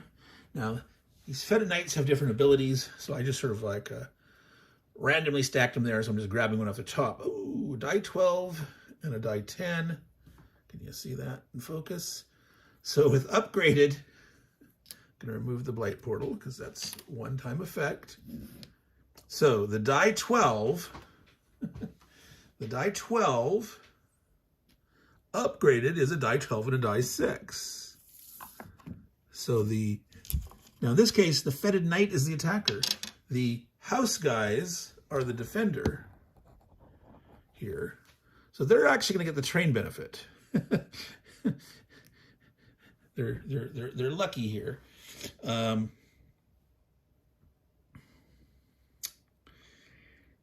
And so we need to roll a die 10, a die 12 for the house guys.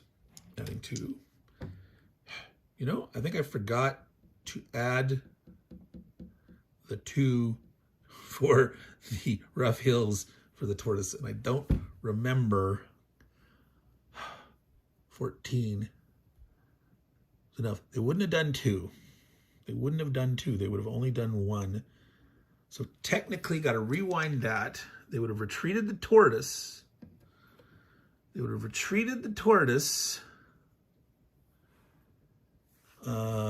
And then they would have done it, and this thing would have happened. So right, they would have gotten 1 hit. They would have won the melee. The tortoise would have to retreat. Yeah, we would retreat the tortoise to here with the casualty. All right. So then the Blight portal treasure, quote unquote treasure, the trap, Blight portal comes up. This guy is summoned in and he's attacking them. These guys, he's attacking, they're defending. So a die 10 plus a die 12, but adding 2 for the rough hills. And he's rolling a die 12 upgraded. So he's rolling a die 12 and a die 6. And they're rolling a die 12, a die 10, and adding 2. Now, since I've got both sides of die 12s, I have to roll them separately. Oops, I'm knocking guys all over. I knew that was going to happen. All right, get my boomsticker pile over here. Actually, I'm gonna put the tray over here where you can see it without me running over units. Okay, so we're gonna roll the attacking Fetid Knight first. Die 6, die 12. Whoa, 16. Holy termoli. Ouch. So these guys here, die 10, die 12, adding 2, they could roll anywhere between 22 plus 2 as little as 2 plus 2. So 1, 2, 6, 8. Only 8. And so the enemy attacked 16. He actually got 2 hits against them. 2 hits. Can you say ouch? So they each take 1 because you spread it around. And they are going to have to retreat now. Oh, pain, pain, pain, pain. All right. So where do they want to retreat? Well, I say they're going to retreat here for certain, where the champion is, they're the commander. So one of them, the rally affects 1 other from the unit. So he can, next activation, take one of those off. Oh boy, there's a Fetid Knight in the midst. All right, so that was kind of interesting action there. So, a little quick recap. This was the entirety of the first turn of Struggle for Zorn, 2-player, two house positions, pure solitaire with my rules for making it harder, where we had more units starting on the board. And keep them spawning. Now this was, we did pretty well so far up to this point, manhandling the tortoises, until suddenly, surprise, surprise, there was a trap here. Fetid Knight comes in, and luckily we didn't lose a unit or anything. We got some damage, but we'll have to do some damage control and figure out what we're going to do. Now, that was melee. Now we still have another melee to do, so we're not done. We're not done. All right. So over here, now this is just a single guy, die 12. And yeah, so my brain's like, wait a minute, totally shouldn't have done this, right? Because I forgot. I'm like, hey, this is melee in the rough hills. They're adding 2 more. So this tortoise dude here, he's a degraded die 8 down to a die 6, but adding 1 for his hard skin and 2 for the rough hills. So he's a die 6 plus 3, and the Ironman's a die 12. So this is actually, he's at well, statistically, they're a dead heat. Yes, because a die 6 adding 3 arithmetic mean is 6.5, and a die 12 arithmetic mean is a 6.5. So let's get this here so you can see it. All right, folks. Die 6 plus 3 versus a die 12. That's a 9. That's a 7. At least it's not twice as much. So he takes a hit. He takes a casualty. He's going to have to retreat. So even though this guy was stunned, he's like, oh, ouch, Mr. Bill. So there can be, yeah, they can move up to 6 here. Let's all keep them together. So in case something happens, if someone comes in here, these would all melee together. All get to roll their dice together. But man, that did not work as well as they'd hoped. Now, luckily, these stuns on the Blight guys, they stay on until night comes. And that's when they get rid of their stuns. Whereas with the house, they can't do anything. With the next activation, they remove the stun. Now, movement. There are some guys left that haven't moved yet. This piker, swordsman. But now it's like, wow, the tactical situation is a little tougher here. Wow.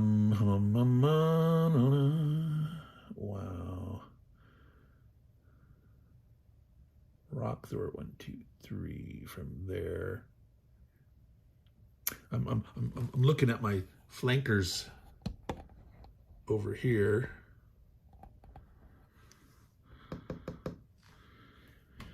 And trying to decide if it's smarter to bring them on here or here. This is so far away back here, and even the rock thrower he could hit here, but not that unless the guy retreats there. Here, driving on this, and they could potentially, yeah. So movement wise, yeah. So come to here, and they're coming in. They're definitely coming in. Bunch of boom stickers. Well, there's 1 rock thrower, 2 boom stickers, and the levy. So they could potentially, well, they could potentially all melee. They could elect to like not shoot and decide to all stick together. So these range guys, even though they have 1 die 6, if they all went together, they could have 3 die 6 plus a die 8, and they could melee one of these guys. Boom. Totally blow them away that way, as opposed to shooting separately. Now this is the planes, and protective eyes only have 4, so it probably makes more sense, certainly for the rock thrower to shoot, and probably for the boom stickers too. But all right, so they moved, and they still have this sword striker and piker to move, and then that's it. And we were done for the evening. That'll be part 1. All right, where do they want to go? Well, yeah, see, we'd already meleeed. We'd committed to melee, so they can't melee this guy even though they're next to him, because melee phase was done.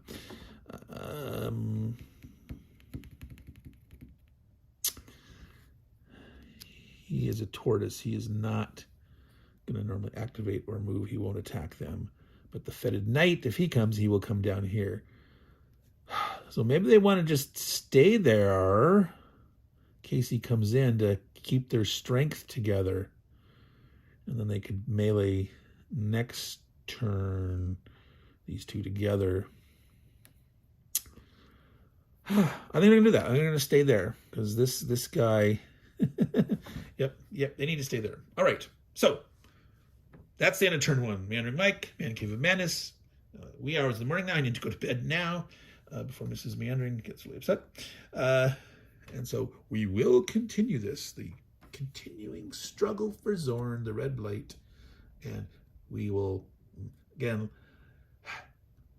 not film at all. So I'll probably pick and choose more next time. I only skipped 1 or 2 tiny little activations this time, but we'll be more selective next time, so we don't have big long videos. You know what I mean? If you've seen my how to play, that turned into be a real long, very, very detailed, very in-depth coverage. It's worth watching if you're at all interested in this game and you want to know about a lot of the strategy, tactics, and implications of the semi-cooperativeness and the difference between 2, 3, 4, 5 players, how it's going to affect your style of play. But with the playthroughs, we'll try to keep them shorter, certainly shorter than almost 4 hours. So all you good folks out there, take care and ciao, and make sure you don't let the Red Blight bite. Bye. All right, so we're in the second turn. We've done one Blight activation where they had a random event. They rolled a 4, which was a Terror Beast Frenzy. All Terror Beasts would get to move and attack if they were to move anything.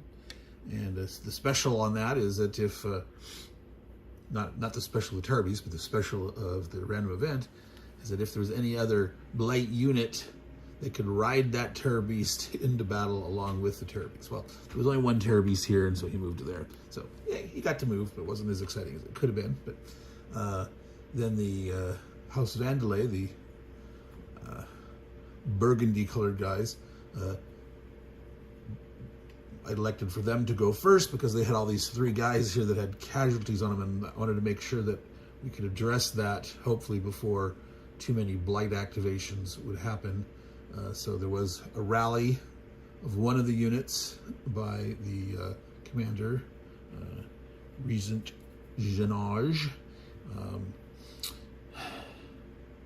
He was able to use range and kill off a tortoise that was here. The harasser had scattered it.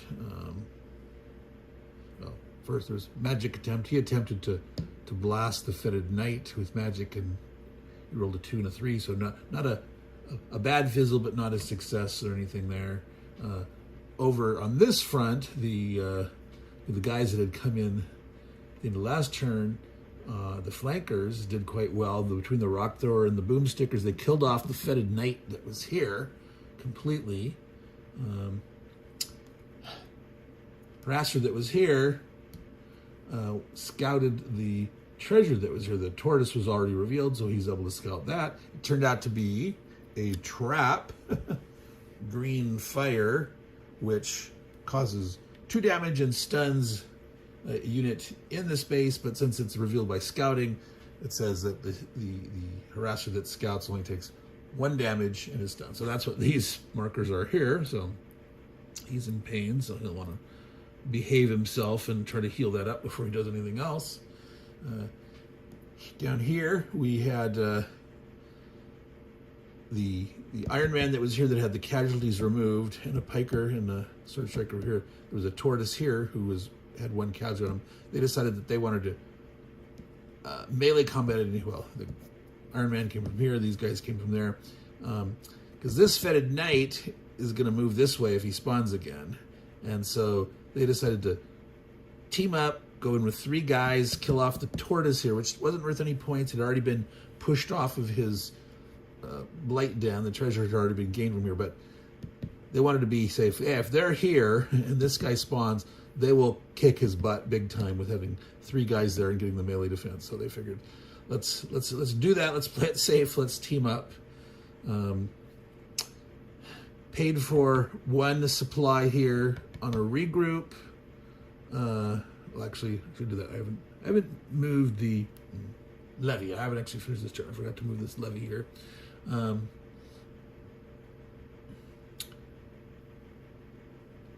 But he paid 1 supply to regroup and do a casualty. This guy here, yeah, he had scouted this, and this was revealed as a treasure worth gold and food. And so the other sword striker here that had a casualty on him decided to move in and grab that before anything happened. Basically, the House Vandalay wants to get enough money to get a magic level up for Prospero. Much more flexible if you can get up to level 2 to get that 2 range to start doing stuff. So we've got that gold, and so we'll be able to brew a magic potion coming soon. So this archer tried to shoot at the fetid knight and missed or whatnot. So that was that first Blight activation and first house activation, trying to condense the action and give a quick report as we go along. All right, so we had a Red Blight activation. They spawned 2 new minion hordes, which I think we're at 6 and 9. And then the House St. Bennetts, the green guys get to go, and they had a fair bit of different action. The magic user attempted to cast a spell here with his hailstorm. There was a tortoise here, and he was going to like try to damage this guy and have the stun effect at him. He rolled a roll. It didn't work. Didn't do anything. Nothing good. Nothing bad. No 6s. No 1s. No 5s. So a null action there. We had a bunch of range attacks over here. One boomsticker got to attack the guy that was there. The rock thrower hit. Well, let's see. The Lady Osnam used her lure and lured the tortoise successfully out of here, even though the guy had like a 12 bravery roll. He failed and got lured out to here. She shot at it and missed it. This boomsticker damaged it. The rock thrower finished it off. So that was a nice set of combined arm range attacks. I mean, not shooting at the same time, but coordinating their efforts to pull that guy out of there. In melee, the Iron Man was here, and he meleeed the ambusher here that had a casualty on him, and he rolled well enough to get 3 hits and finish it off. This harasser moved from up here, sword striker from here, the archer up to here. They're all there in case either of these guys activate. By all sitting together in this case with this many guys, they have a good chance of winning on defense if this guy comes down. That Terror Beast is really nasty.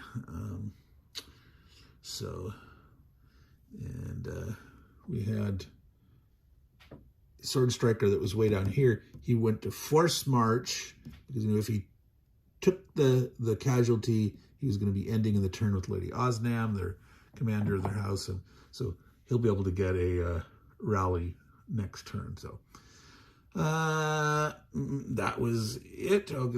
This guy went and grabbed some, foraged for some food. The treasure that they got here. Oh yeah, the one of the pikers, the piker that was here, moved to here, and he got the road movement bonus. So he was able to get in there, and we elected to move 2. There was 4 total boom stickers here. 1 had shot. 1 moved all the way up there onto the bridge all by itself. He's going to try to cross the river and get up there. Right now, right in this area, there's only tortoises. Most of the spawning has happened over here.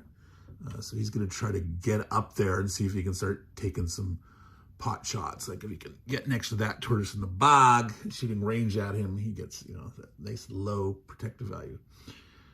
So they're ready here, though, to potentially shoot at this guy. And if they get to go again before they can also move over here to try to get pot shots on the Terror Beast and stuff. So it's looking pretty good activities there for the green guys.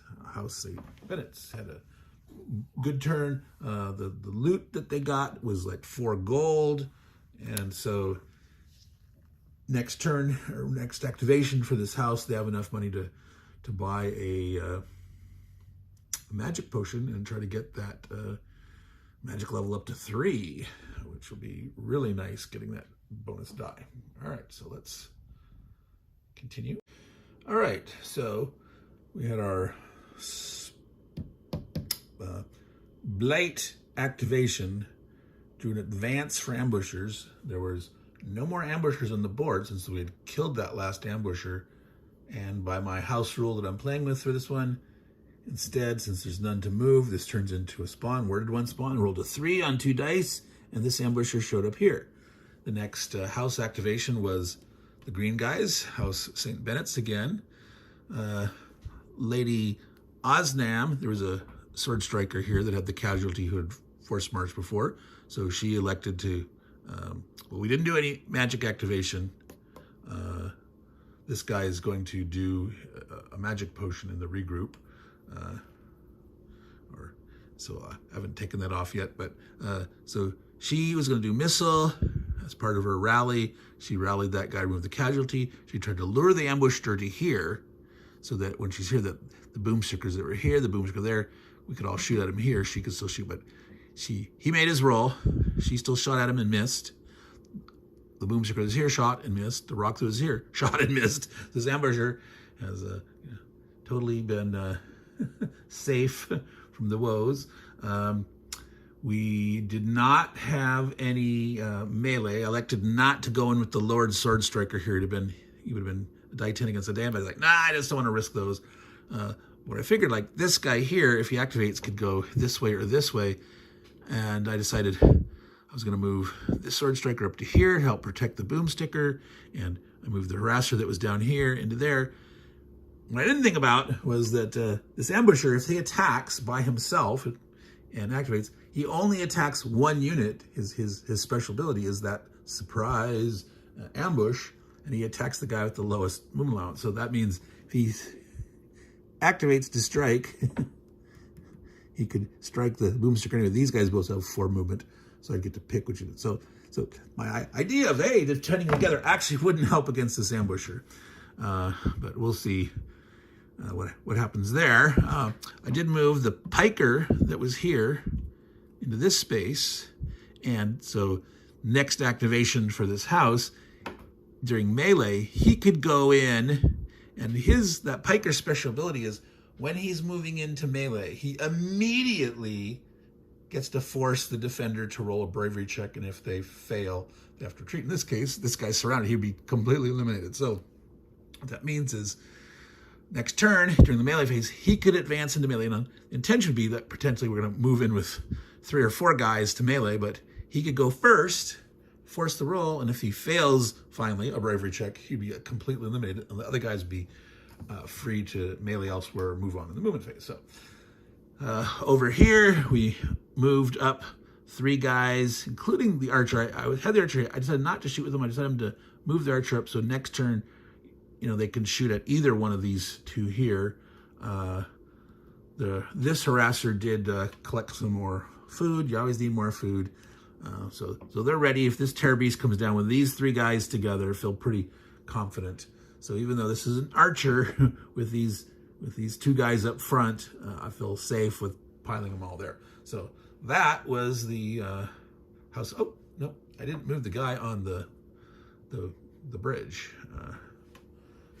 Intention was to get within range of so he'd do his free move along the road, and then he could move here so that he can start pinging away at that tortoise. All right. Okay, so I've been doing a blight activation and house activation, but this was an interesting blight one. So we got this event. I rolled a 17, which is the Farseer Champion Surge, which means all Farseer champions will advance to melee. Now, it's not like the Farseer Champion lead activation. They don't take other units with them, but they use a die 20 for their melee strength instead of a die 12. So this guy came into here, over here, and meleeed these guys. Now he is lightly wounded, but that doesn't affect his stats yet. You have to be heavily wounded. He rolled a 1 on the die 20. So these guys generated 4 hits against him, but he made every single save against the damage with his die 12 bravery. Now over here, I haven't run it yet. I figured, hey, maybe you want to see that result. So I'm gonna dice that. Let's see if we put it right there. You should be able to see the tray. There we go. So he's coming in. I've got Iron Man, Swordbreaker, Archer. So that is a die 12, die 10, and a die 6 on defense versus a die 20 on the offense. I'll roll them all at once since there's no conflicting numbers. We can know whose is who, and let's see what happens. All right. So he rolled a 2, and so that's a 6 12, 17. So 4 hits against him. Boy, those die 20s, they could roll good. And his special ability is if he wins the combat, he can keep attacking. So if they had lost and retreated, he could hit again and again. But no. So that's 4 hits. So we get to dice all those hits. I'll roll them 2 at a time. Failed 1, so he's lightly wounded. I'm going to roll the next one just 1, because if he gets wounded again, then the last one, it will be degraded. So he's lightly wounded. He made that one, so the last one. So he is lightly wounded. So that is that.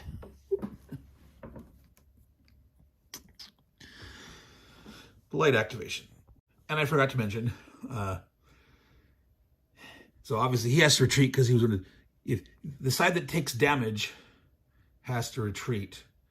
So this guy here, even though he took no hits, he's still the side that lost, took hits against him. So he still had to retreat, even though he actually ended up was not damaged during that melee. He had his light wound on beforehand. And so we've done the last activation for this second game turn. House Vandalay had the last one, and they were able to clean up some business between the rock throw and a boom sticker. They were able to take out this Farseer champion, killing it off. That's worth 5 glory points. The other boom sticker had a shot, and he wounded that minion horde there. Over here, we attempted, obviously, first, Prospero tried to cast a spell to blast the tortoise here, failed, but Regent Zenarge was able to shoot and kill off the tortoise that was in there. That allowed these other guys just to walk on in. The piker that was way over here went and force marched and went, 1. His extra move to here, got the road movement, so he's actually able to move 3 instead of his 1 because of a force march plus the road.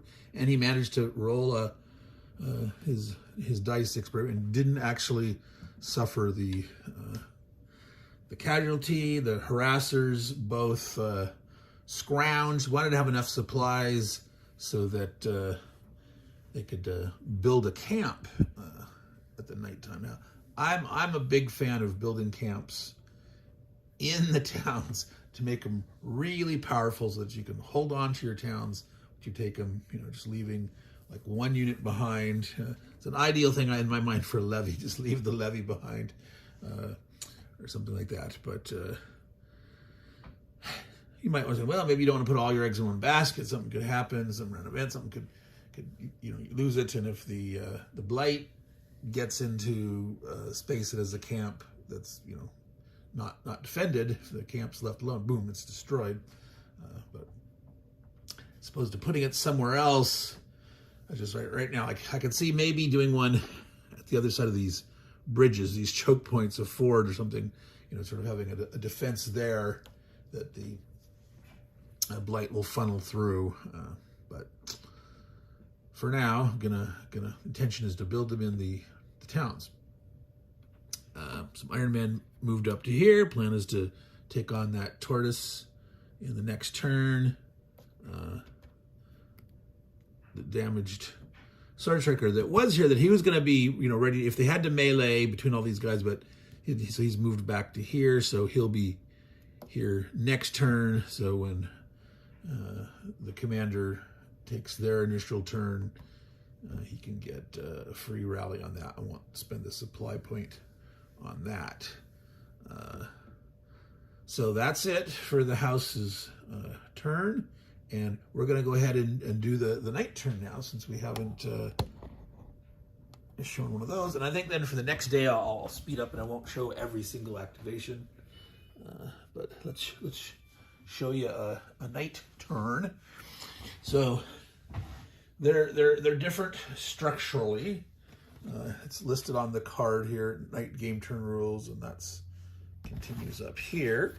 Now there are a few details that are left out on this that you have to go and check the rules on. That was, for example, I think I mentioned before that, like when you're collecting resources for a town, If you roll that dice, if you roll a 6, you get a gold. That's not mentioned here. Under the hunger step, if you don't feed a guy, they're not going to get to move in the night march step, and they lose their next activation. One of the things that's not mentioned is while they're in the hungry state, they're degraded. So if they get attacked, so before they get their first activation to just basically do nothing and get rid of the hunger, they're in a weakened state. So let's go ahead and you do these in order, and the reason it's important to do in order, like you could collect food here in the resources step that you could then spend down there in the hunger step. So if you're short of food and you've got a camp and or a town, you definitely want to collect food. And then also in the entrenchment step up here where you build a camp, you do that after the collecting. So if you build your camp here, you won't get to collect for it this turn. And then there's also the chance to recover terrorized units, remove all stunned units that are left over now. So let's go ahead and do that. You're basically doing these phases simultaneously for the houses, and the houses do all their stuff first, including that night march step where you can move each unit one space, and that's something that you might do. Like if you're next to blight guys, especially guys with range, you might want to back off because the blight guys, they get to do missile attack upgraded. That angle here, yes. Missile attack upgraded, and then ambushers will sneak attack. So let's do that. Let's start with Vandalay, and gonna roll die 6 for, let's see, he got enough resources to buy his camp. So let's get more food. It's always good to more. So I'm gonna roll a die 6. Rolled only a 1, so get 1 food for that. No camp yet. So the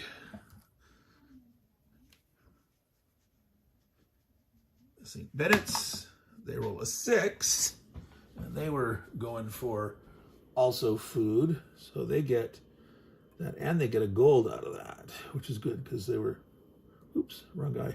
I moved the wrong guy. 6. All right, so now when you go more than 20 on the chart, you need to use multiple cubes to keep track of them.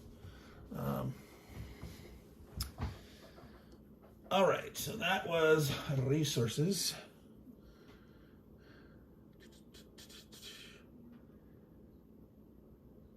Hunger, all right.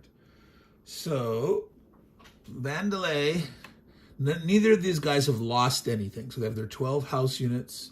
No one has gotten any mercenaries to feed. They've got their commanders.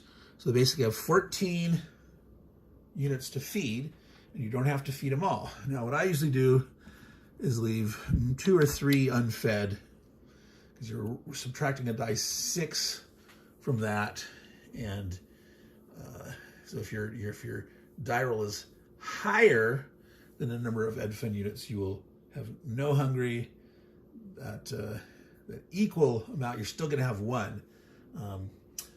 So it doesn't really make sense to leave just 1 unfed. You might as well have 2 unfed. Well, yeah, that saves two food, but okay. Anyway, so you have 2 chances of having 1 unfed. So Vandalay only has, what was it again? 14 food. Gonna spend I'll leave 3 units unfed. Gonna spend 11. And then rolling, subtract 4. They're fine. We did not have any unfed. House Bennett has more food, so they're going to spend 12 of them, leaving 2 it over. All right, so there's 2, roll the dice 6, rolls a 6, they're fine. Okay, so no one is left unfed. Roll well, didn't roll any 1s or 2s or anything. So that's that part. Of course, now they're almost completely out of food. Well, not the St. Bennett's. They still have quite a bit left since he had gotten up to 23 grand total food. Poison. No one was poisoned. Entrenchment. Okay, so both guys are going to build camps. They both made sure they had at least 6. They both have 7. They're down to 1, and they're both going to do the same thing. Again, you may have a different strategy for camping, but I like the idea here. So there we go. That's a nice investment. It's defensive protection. Recovery steps. All stunned guys. No one is stunned. No one is terrorized. Night march. All right. So let's see. This guy is going to come down this way, or potentially this way. Don't really need to get out of his way.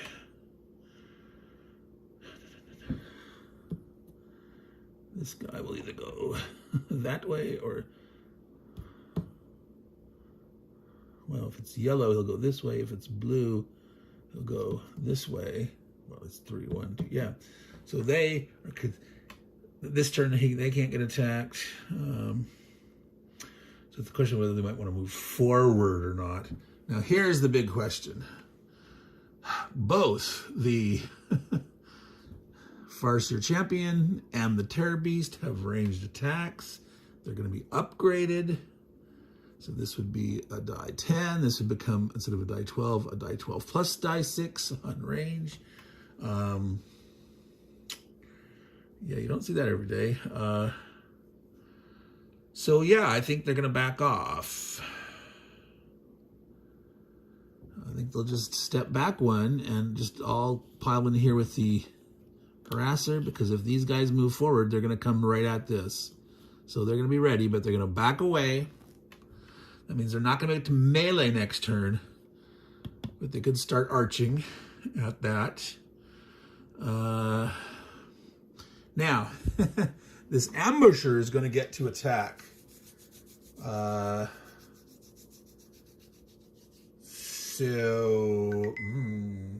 What do they want to do? They want, see, there was this random to hope they had a chance to hit him, but well, do they take the melee hit?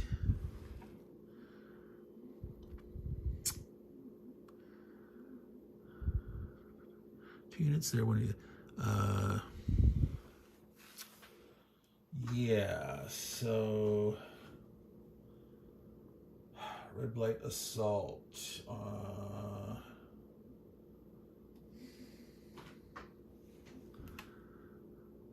Let me think about that.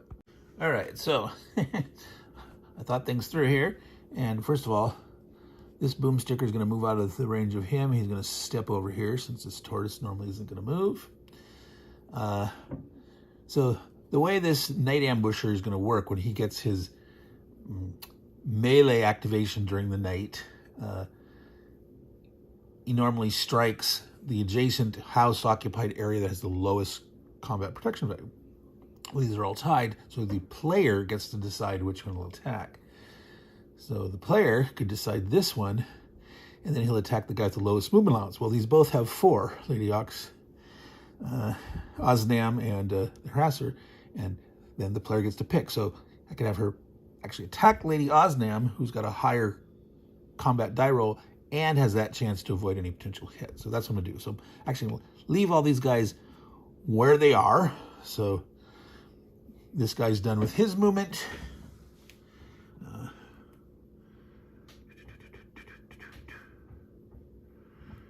We're in position where we want to be, pretty much everywhere over here. Right. They're ready to shoot. This guy here is going to want to get his casualties off. There's not a way to pay for that during the night turn. Interestingly enough, you can pay a supply during a normal regroup, but the night recovery step you can't remove casualties. Well, other than paying mana blessings, which that house doesn't have any. So we're actually done with that house night march part. So the good old Blight missile attack, well, they don't get any because all the oh no, that's right, he is next to this guy. They do want to back off.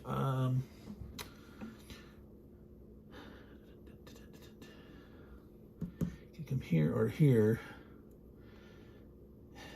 Yeah, I think they'll step here. This guy comes running forward for melee in the normal activations. All three of them sitting together are pretty safe against one minion horde.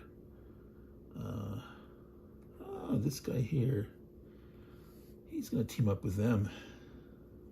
So he's going to move one there. All right. So was that visible? No. So they step back, sidestepped from here to here, and the harasser, the casualty, moved to here. We're basically going to ignore this tortoise, since we were able, by scouting, revealed that it was a trap. There's no real reason to go in there. That's not worth any points. So we'll just basically ignore that. These guys have all teamed up. All right. So now we're ready for the Blight. Now we are. No missile, because no one stayed in range. And now the ambusher gets to do its attack. And again, it will try to attack here. Attacks just one unit. And it'll be Lady Osnam. And so now the ranged guys were upgraded. The sneak attack by the Blight Ambusher is not upgraded. He just does his sneak attack. And so he's going to sneak attack in. It's a Lady Osnam. Die 6. No, it's die 8 for the Ambusher. Yes, die 8. All right, die 8 versus die 10. She got a 10, it got a 7. So he takes one hit, and he'll retreat back to where he came from. So that's sort of what they wanted. So I didn't like not to move any of these guys away, keeping this guy, oops, you can't see, it was right here. He pushed in, attacked her. She rolled a 10, he rolled 7. He takes one hit and retreats back from here to here. He's still surrounded, and so in their next activation, they should be able to polish that guy off one way or another, whether it's a ranged attack or the poke of the piker or something, or a general melee. We will see. So that was the night turn of turn 3. And of course, I was gonna wait to film after a few activations or finishing a whole turn, but something interesting is here. So there was an activation of the, or they got 2 more minion spawns. But what we're going to do here, the first house activation is House Bennett. Nilram, who's now level 3, can spell 3 spaces away. Going to cast the Sudden Flood to try to make the magic bog here. If that succeeds and turns that into a bog, it is going to force, since the stacking of the bog is only one of these units out of there at the player's choice. So the hope is to move the Farseer Champion here, which is going to put him next to the range of these boomstickers and be in range of the archer here. This archer potentially could shoot over here at the Terror Beast in the bog, but that'll put him in range of these boomstickers and this rock thrower here, potentially. So that's what we're going to attempt to do. And since level 3 is now getting, instead of 2 die 6, a die 8 and a die 6, needing a 1 6 or more for success. So let's show you the roll. Well, a 5 and a 7. So that is 6 or more. So that is a success. And as they say, the rich get richer, because there's now another mana blessing that it gets out of that. So now it has 4 total. stockpiled. And so there's a magic bog in this space here. Which one do we want to force over? Terror beasts are nasty, but so are, and they're also, yeah. Let's do who's already wounded with one. Actually, that should be a light wound, not a casualty. Use the right kind of mock. Lightly wounded. All right. So that was the spell effect, and let's see. Wait, each enemy in the area takes also one hit and are stunned. Holy moly, that's awesome. Okay. So that means there's a hit on this guy, and we're rolling a hit against here. He has to roll a save. A 12. He fails. Wow. So that makes him now heavily wounded. Degraded, as you can see there. Degraded. So that was a potent spell. That was quite nice. All right. So since we're here, we might as well go ahead and do our missile combat choices. So we're going to start with the boom stickers, because this is the only thing that they can hit. Rolling a die 10. We do those one at a time. They always shoot separately. So this is in the... Oh, and they're both stunned. Which stun degrades you. You don't double degrade, as far as I understand. If you're degraded, you're degraded. Whether there's multiple reasons to be degraded or not. So the fact that he's wounded or stunned, I don't think it's cumulative. All right. So, but in any case, it's still a 4 area protection value, combat area protection value. So we're going to 10 for the boom sticker. 2 misses. The other boom sticker. 10. Boom. So boom sticker, like a 10, gets an extra hit. So it's 2 hits that the Farser champions are rolling, and he's degraded. So he's rolling a die 10 instead of a die 12. He makes the first one at a 5, and the second hit, 3. He fails. Boom. Another Farser champion has been dispatched. That is 5 glory to House Bennett. They're up to 10. Right now, House Vandalay is at 13. So there we go with that. So that leaves us, these guys, the archer is definitely going to shoot there. He has a die, she has a die 10 against a stunned guy. Stun doesn't matter because this guy, well, unless it's a tie against the protection value, then his bravery will be less. So anyway, needing a 4 or better, 5 hits. That's 1 damage. So that actually flips the Terror Beast over to Battle-Worn status, which you can't see what I was doing because I was focusing there. So Archer shot here. After Boomsticker shot here. So this guy's still stunned, but he had 1 casualty on him. He took 1 more hit. He's now stunned and battle-worn. Oh, it's actually in the bog. Remember, it's in the bog. This is the bog right now, magic bog. So it's actually 3 good. So with the 4, or the, what did I roll? I already can't remember. But anyway, that was a hit. If it was a 4, it would have been a dice off against morale. Fail, right? But so it would have been actually greater than. So anywho, that's the same result. He's now battle-worn. All right, so let's keep track of who has shot. These boom stickers have both shot. So over here, we've got a ambush with 1 casualty on him. Now, the piker could technically take him out all by himself, but he'd have to roll his bravery test. No, we could do things like liquid courage, spend a food, we potentially have a reroll for mana, or should we just go ahead and shoot?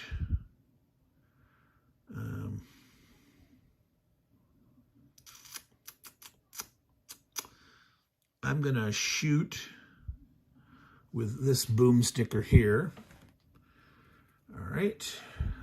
Needing a 4 or greater. Roll the 2. Missed.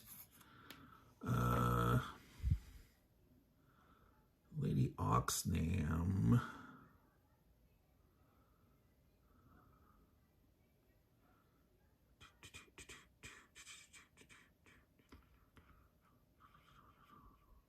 With the rock thrower to be able to start to move, because he's eventually going to have to get up there. So this boom sticker has shot. Yeah, I think I'm going to rely on the melee to try to take this out. So that means I'm not going to shoot with the rock thrower. Intention is to move. I think between the Piker and Lady Osnam going in, the Piker might kill it off with his pokey ability, but between the two of them, the fact that this guy has nowhere to retreat between them, they should win the battle. That's what we're going to do. Well, and there's a sword striker here too. So yeah, all three. Yeah. So we're not going to shoot anymore there. We have a boom sticker up here shooting at that tortoise. So that's a die 10 against a normal bog. Getting a 3, okay, an 8.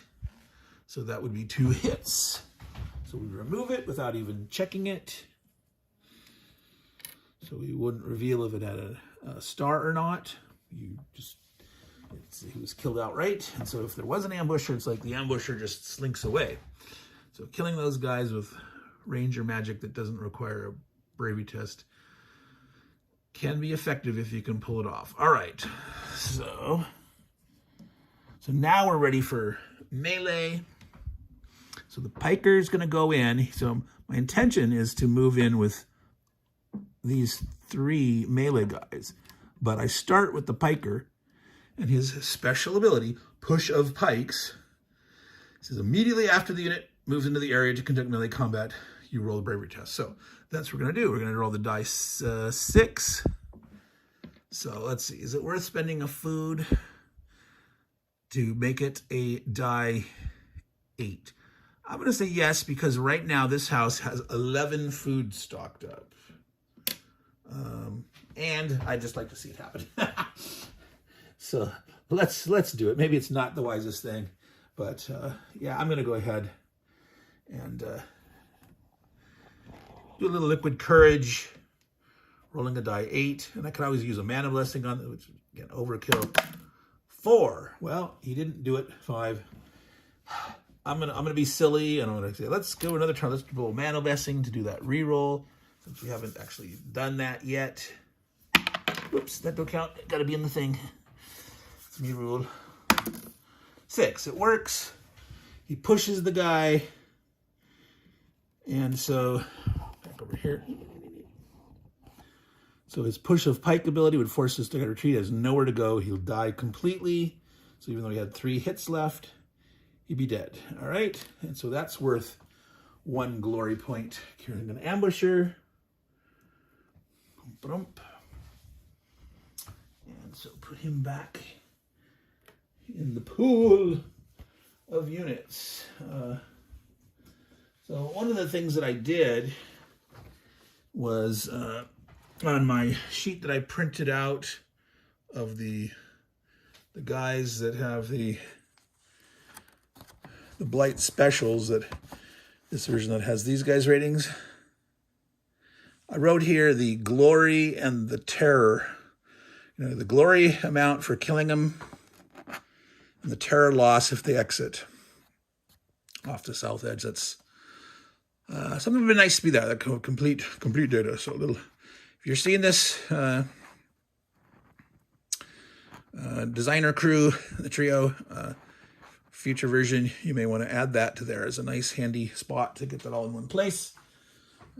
All right, so that guy meleeed, so that means the sword striker and Lady Osnam didn't have to, so they'll be able to move. So you don't need to see all the details of where I'm moving. That's not real exciting. So we'll go ahead and stop this now and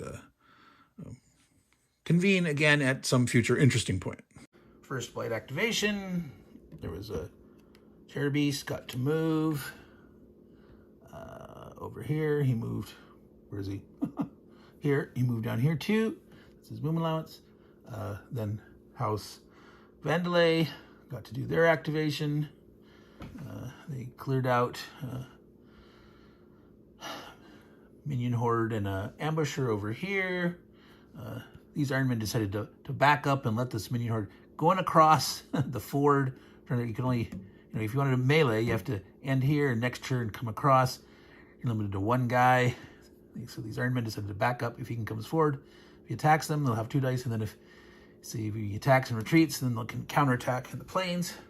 But now it's the second Blight activation, and they draw Crazed. So that's why I decided to show you the action at this point. Crazed is you draw 2 more activation cards, but you do 1 at a time, but you'll get 2 in a row. So let's see what happens.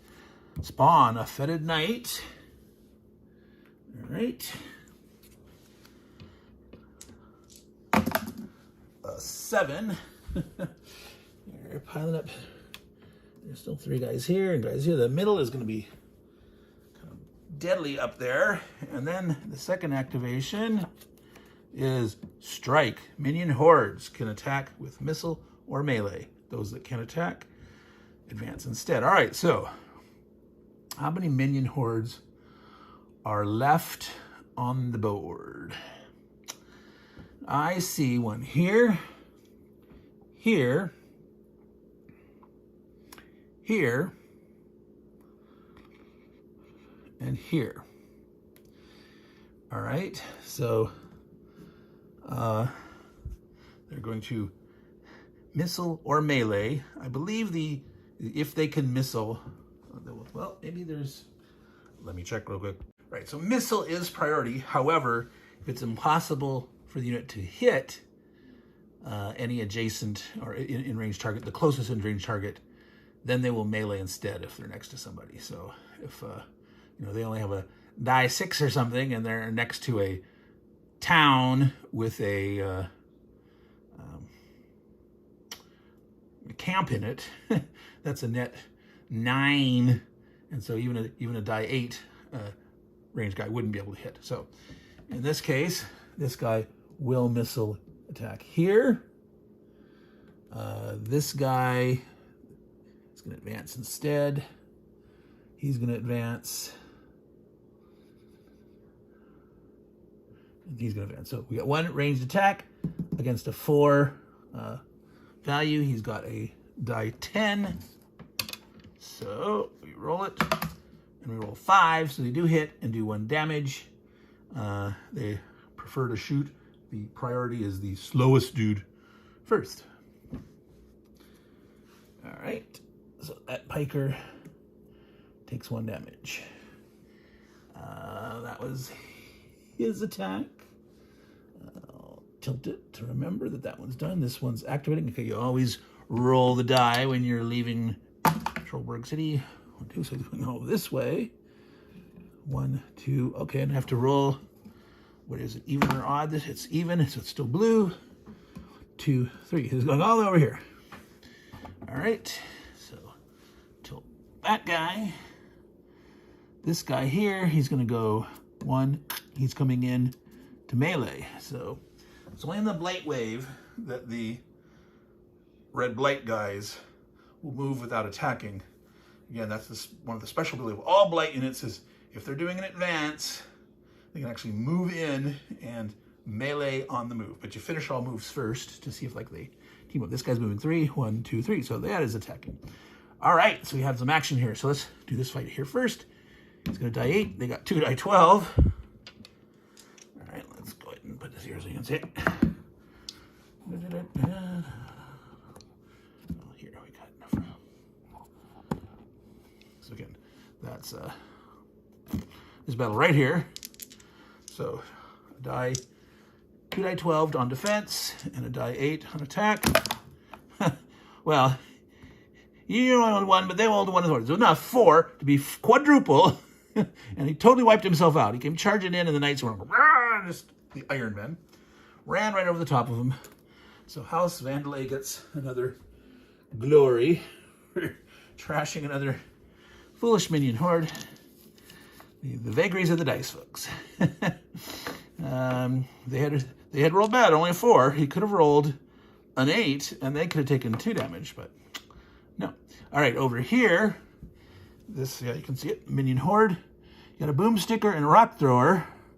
So he's digging into the ranged troops, but they get 2 die 6, and he's got a die 8. So on average, they should win, but oh, they did quite well. 9 versus 1, boom, another minion horde trashes themselves. So silly evil Red Blight and House St. Bennetts gets another glory point. And that is the end of that activation of the Red Blight craze. All right, we have a tense situation over here. I'm going to go in a little closer so you can see the excitement better. Prospero attempted to cast a Doom Aura over on this space here with Medusa and a minion horde. Happened to stun himself, rolling a 1. So there on the bridge alone, there's a fetid knight here. These guys are sort of cut off across the river. They're going to try to electing to melee here to push this guy away, and they're going to get a couple more units across. We're trying to have a big bridge right in front of the bridge there, but due to the way that some guys had spawned and moved up, they're in a precarious position there. So Regent Zenage, a harasser, and a piker are going into melee here. So Zenage is actually not too bad in melee. Is a die 12. The piker there is a die 8, and the harasser is a die 6. Now, we could decide to have the piker just push the guy out. If our goal is just to open that hex, now die 12, die 8, 6, 3, 4, 7, 8. I think they're going to melee. I think their odds of damaging the fetid knight are good enough. It's worse. Of course, I could regret it. You know, the dice are fickle beasts. Of course, let's see here if we can put this here where you can. How about here? All right, so this is the attack dice, die 12, die 6, die 8, 1 die 12 on defense. We'll roll them separately. So we're rolling the attackers. The rolled, oh, you can't see that, a 1, a 3, and an 11. Oops, one, it didn't flip over. 1, 3, and 11, so 14, 15. So they're gonna win because the best that could roll is a 12. It did indeed. So they managed to get a hit on him, and he will have to retreat, and they will push him back to here. They're all safely in there, and then we're gonna move some dudes in, and maybe even some dudes past to here, sort of sacrificial screeners.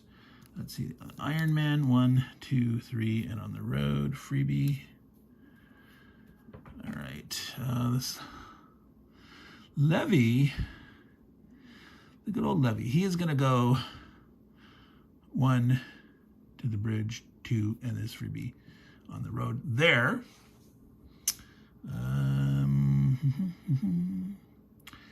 Nice to have a boom sticker that rock throws up there. I mean, he's still a die 6, but he could actually have a chance to shoot at that guy later. So yeah, we're going to move him in. So we've got 5 guys. That's the, well, you can actually get 6 in a plains. It's 5 in a town. So you got to remember to count these. I think once over here on the other western flank, I boo-booed, and I had 3 guys in a forest. Going have 2 because one was the commander, and I was forgetting about that. So you got to remember that they do count for stacking purposes. All right. Yeah, let's move that other Iron Man up there. So we're going to have a full 6 dudes here. All right, 1, 2, 3, 4, 5, 6. Yep. The Levy's sort of sacrificial position. All right, I'm going to back up a little bit now. Go back to Right here. This archer tried to shoot there, no effect. I'm going to move another swordsman in. And then next turn, again, it's way too risky to go with one swordsman against a tortoise in the rough hills. That's that's suicidal. I mean, you can get lucky, but still, not a good idea. All right. And then the last thing is I got a harasser sitting back here. Basically, he's defending that in case something spawns back here. And he can just sit there and collect and forage. I have one harasser up there, keeping one back to get grub. So, yeah, they're going to forage for food. Only one. And that is that activation. Well, we're immediately back for some action in the activation 9, the Blight.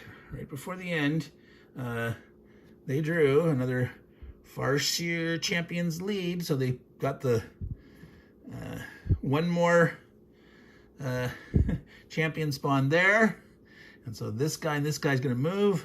I rolled my activation, or the directional fork. It's odd. So up here, that guy's going to lead 3 ambushers into battle. Now, there's a good side of that is that the ambushers, when they're attacking as a group, they don't get their special sneak attack against a singling out one unit. But that is a stack of 3 ambushers and a Farseer champion that's going to charge ahead there. Now, you didn't see this one, but the green guys, the House St. Bennetts, managed to capture the town, and there was a hostage. They got the Wagner Corps there. So there's a Wagner Corps and a boomsticker on the road there. They're going to get attacked. And over here, we have a Medusa and 1 minion horde. They're going to hit the sacrificial levy that I maneuvered there. So let's do these battles. So he walks forward, bringing them with him. He walks forward, bringing him with him. All right, let's do that battle over there first, since that's less units. All right. We'll go ahead and get a little closer so you can see both pieces of action. All right. So here, the poor levy, he just has a die 8. Remember the levy's special ability? As he can be brought back from the dead for just 3 supplies. We'll see if he gets killed here.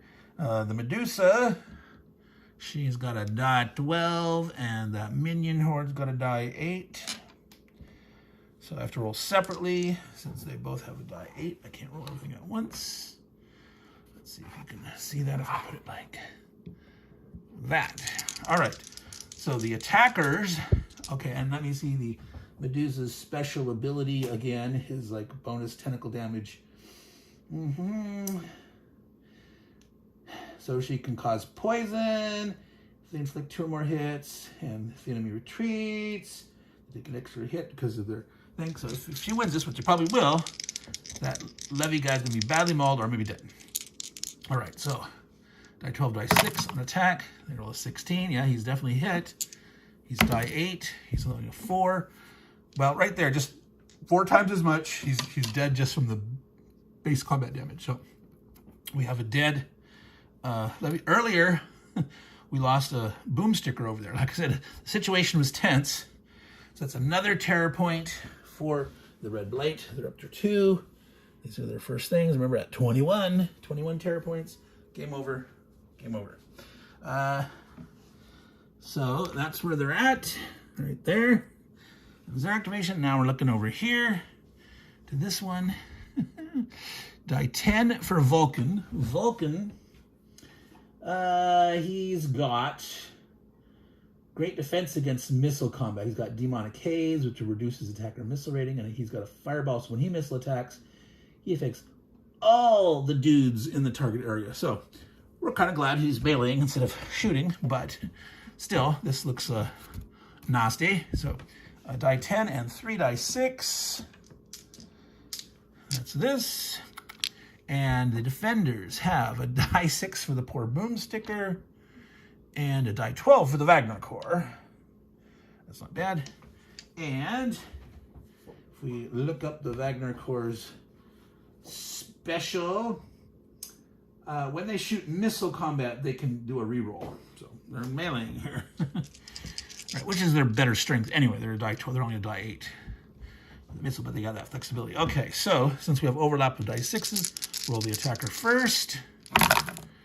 All right, 6, 10, 21 points.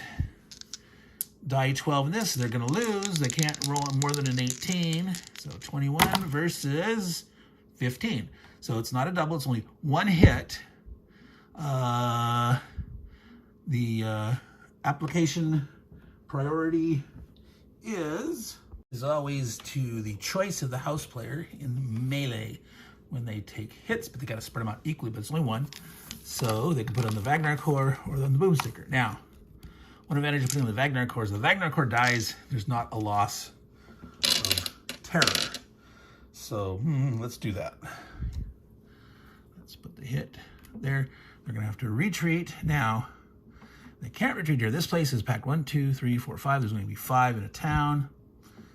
Oh my God. Are they going to die? They're literally going to die completely because look at this situation here. This is Terror Beast enemy. They came from here. This is, no, that's right. Yeah, sorry. You can retreat through excess stacking. You just have to retreat extra. Oh, I gotta remember that. All right. That's one of the questions I had a question about for the designers. And it's in the rules there. I just didn't see it at first.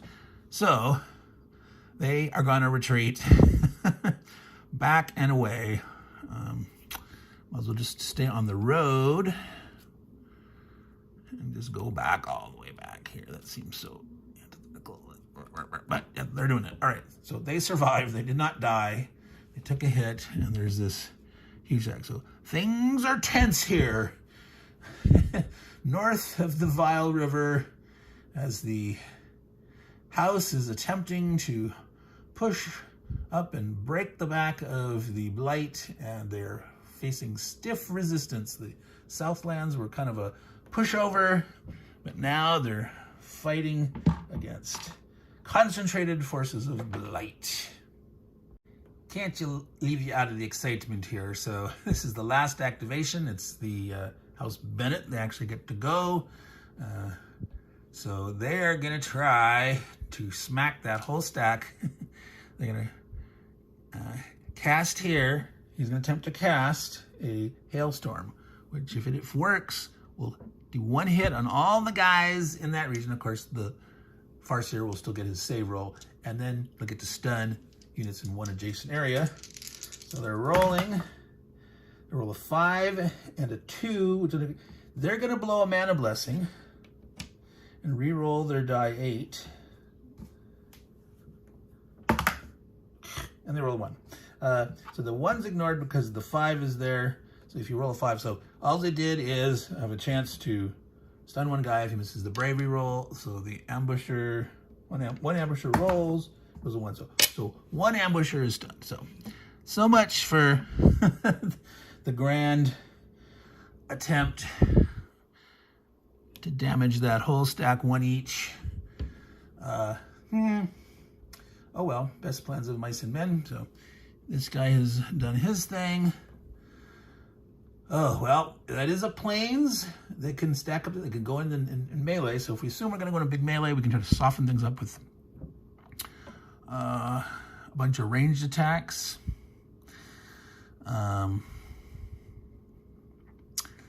Yes, indeed. Let's do it. So we're going to start over here on the flanks. We got a boomsticker here, going to shoot there. He's not in range over there, but he's going to try to soften up the guy in this town here, which towns are, well, is that a 6? Plus 1, 7. He's 7. So on a die 10, gotta roll a 7 or higher to have a chance. He rolls a 7, which is equal, so you have to roll a bravery roll. It's not an ambusher guy. He's gonna die 10 for bravery. He rolls a 10, so he makes it. So that does not succeed. All right, that harasser has no chance, but as a missile activation, he can scout, and since this guy's revealed, he can check. Oh no, poison darts. That wasn't smart. Shouldn't have done it at this turn here. So he gets poisoned. Now, if they'd gone in like a melee, they would have both been poisoned. Poisoned.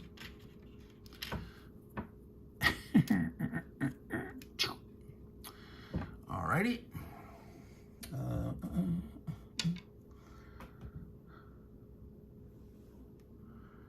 Our rock thrower here, he's gonna shoot into this stack here. 1, 2, 3, shooting over.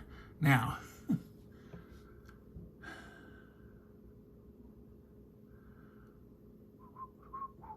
decide which unit we're targeting. That darn guy has. Let's try to weaken all the ambushers first. See if we can get lucky and kill some off. So rock thrower subtracts 1, so 4 protective right down to 3. Roll the die 12. Roll 4, got 1 hit.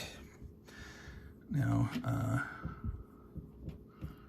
at this point, we can say we targeted the guy that's already had a casualty on it, since it was a fresh attack. And that will make him battle worn. All right. We have 2 boom stickers here. Yeah, let's... Do you want to try to kill one off, or do we want to try to weaken them all? And killing one off removes more. Going down from a die 8 to a die 6 on average is 1 point arithmetic mean. Killing off a die 6 dude is an average of 3.5. So it makes sense to try to get lucky against there. So die 10, needing a 4 or more. A 10 with his special ability will kill it instantly. Rolls a 3 and misses. The other boom sticker rolls a 1 and misses. Well, that's not great fun. There's an archer here, gonna shoot the same thing. He's got a die 8, no, also a die 10. 4. Hit, but he has to roll a bravery check, and he fails to miss it. He made it. He rolled a 6. All right, so not looking good. Let's see. No, that boom sticker's not in range. We've got an Iron Man. Let's see. She goes in with. So we'd be mailing with. So they're gonna melee. She's activating and can rally him. And so she's gonna go in. He's gonna go in. He's gonna go in. That Iron Man in the plains gets an extra die 6.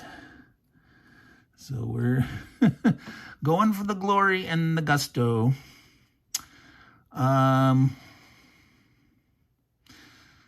So that is our melee. Let's see. So my guys can move afterwards. So let's do this big ass man. So we have 2 die 10. Lady Osnam is a die 10. 3 die 10. A die 12 plus his bonus die 6. 3 die 10. Die 12. Die 6. Against a die 10 of Vulcan, which I don't have that many dice with it. I'll have to roll them afterwards, but it's a die 8, and a die 6. So rolling the good stuff here. Let's see here if we can get that where you can see it. So, wow, kind of low. That's a 7. 10, but that's only 19. That is low for those dice. All right, so how bad? Sorry, I'm reaching around here. So Vulcan's a die 10, 2 die 8s for the undamaged ambushers, and a die 6 for the battle-worn one. And there's no mod for the planes. So 9, 8, 9, 18 average.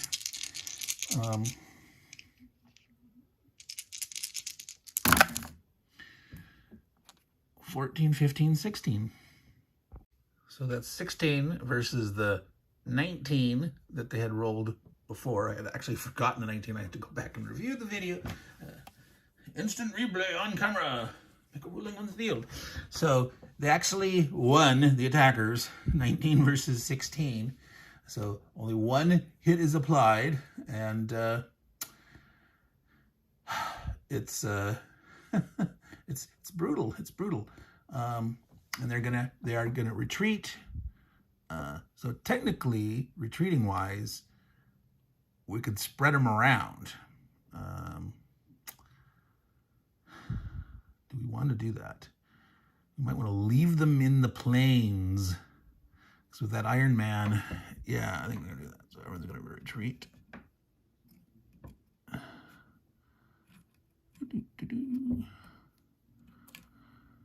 They're all in here.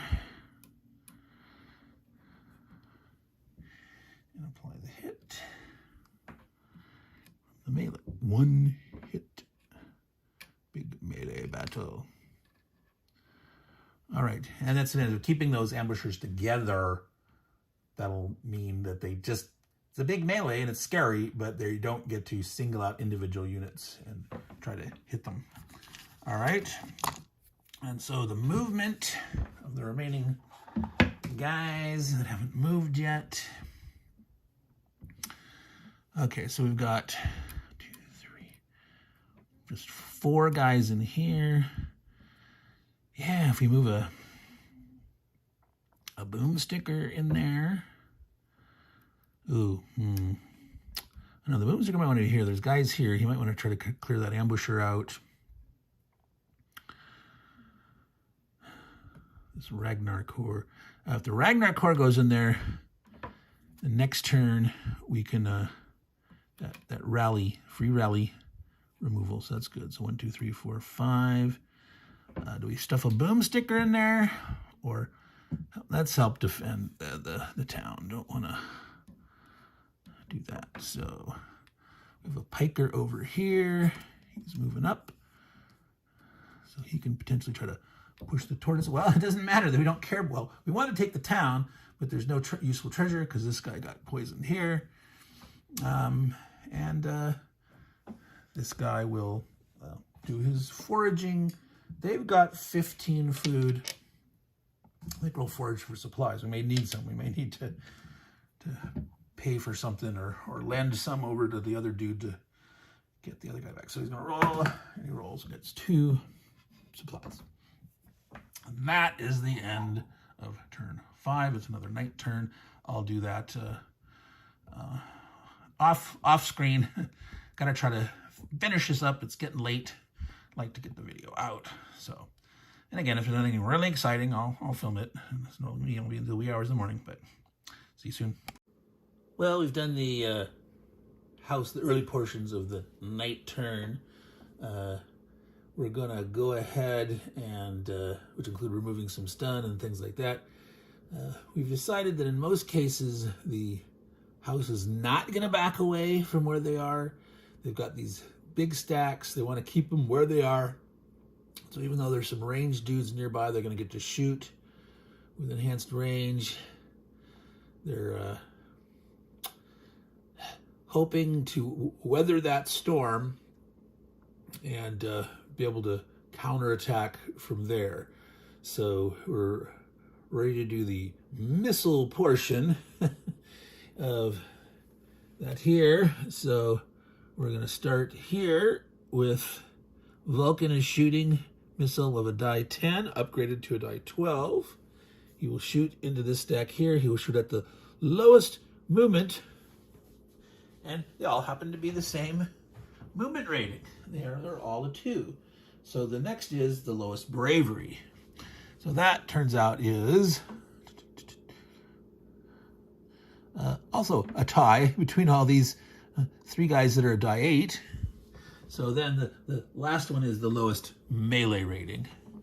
And that happens to be also a tie, but they're 2 sword stickers. So shooting at one of the sword stickers.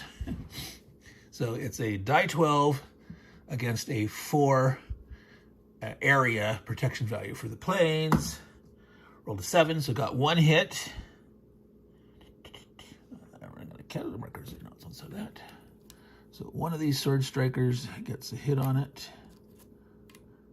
Kind of clogged in there, kind of busy. All right.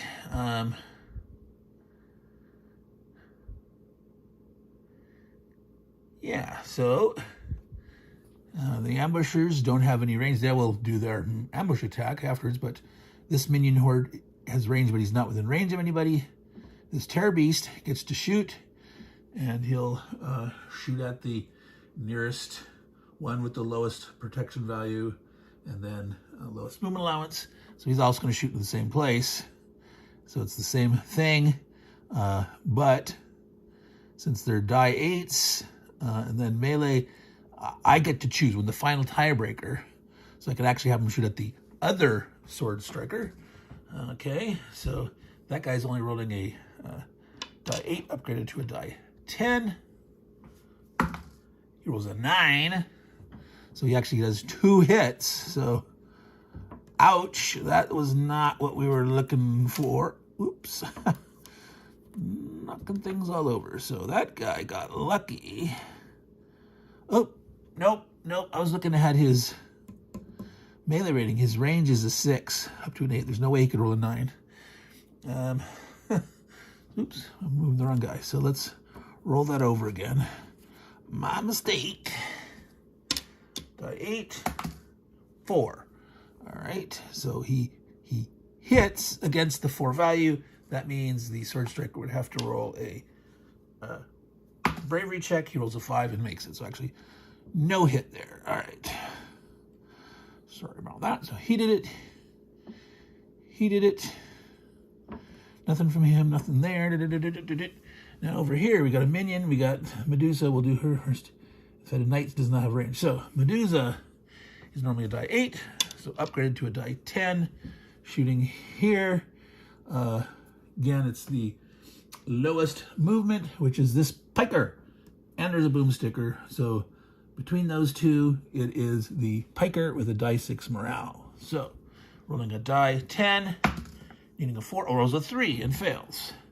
The minion is a die 10, upgraded to die 12. Same thing, going at the piker, needing a 4 or bigger, rolls a 3. All right, so take a hit here. I'm officer. It was scary there, but oops, I rolled wrong die. So that was the nighttime upgraded blight range attacks, and now it is the ambusher melee portion of the turn, and they will conduct melee combat. So these guys are actually going to go together. So they actually don't use their sneak, but they, again, there's 3 of them, but they're going by themselves. They're not going with the Farseer champion. So they're attacking 2 die 8, and that one guy is battle worn down to a die 6, so 2 die 8s. And a die 6. All right, I rolled a 15, 18. Ooh, they rolled pretty good. Now, I got to remember that. 18. Don't forget like I did last time. 18. All right, and so die 10, 18. 2 die 10, 3 die 10, plus 2 die 12. 18. Don't forget. All right, so against an 18, we got Ragnar. It's a Wagner. And the Iron Man, which don't get his bonus when defending in the plains. And a die 10, and a die 10. All right, so against 18. They roll 17, 24, 34, 41. So that's actually double, more than double, 18. So they actually did 2 hits back against the Blight guys. So why do I always forget what's the order of assigning hits to the Blight? In melee, I believe it's a bravery order up. So that guy's reduced. So he's actually going to get killed, and one of these other guys is going to take a damage.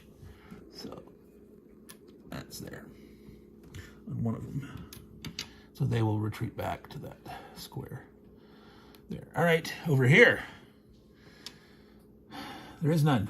No minions, not minions, but ambushers. Those are the ambushers of the word. So that is the finish of the night turn number 6. And like I said, I need to go to bed, so I'm probably gonna maybe do this in 2 parts, or I don't know. Probably keep going, but we'll see. All right, so the Blight spawned a couple minion hordes, and we've already done the green house. St. Bennetts has done their magic and missile portion.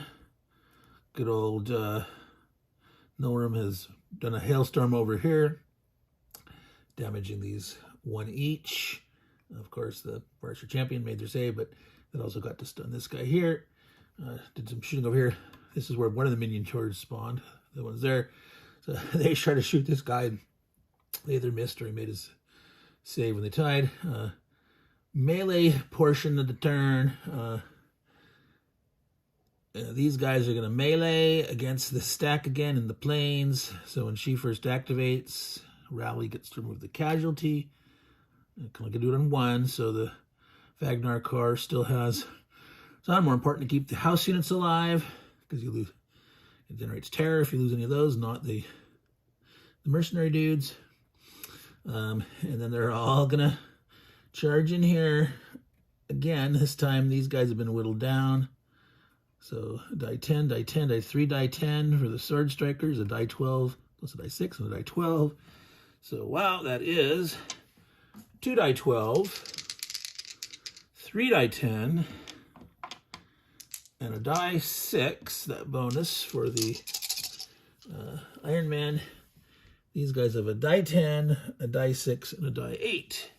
So we'll have to roll it afterwards. All right, so rolling the big attack. All right, what do we got here? 11, 23, 28, 37, 49. Remember that, 49, 49. And so we got a die 6, die 10, 49, 49. All right, 49. Die 8, die 6, die 10, 49. Yep. All right, they rolled 6, 14, 17. So 49 against 17 is not 3 to 1, it's 2 to 1. You need 51 to get, so double. So 2 mints in 1. So that puts 1 each. Well, starting with the lowest bravery, you know, he's, yeah, so 8, 6. So he takes a hit. This guy becomes casualty. Yep.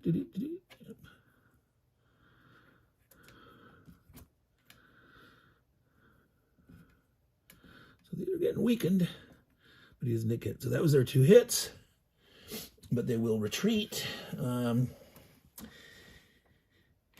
And we're gonna spread. Well, you know, these guys are all in here now. We're gonna spread these guys out. Let's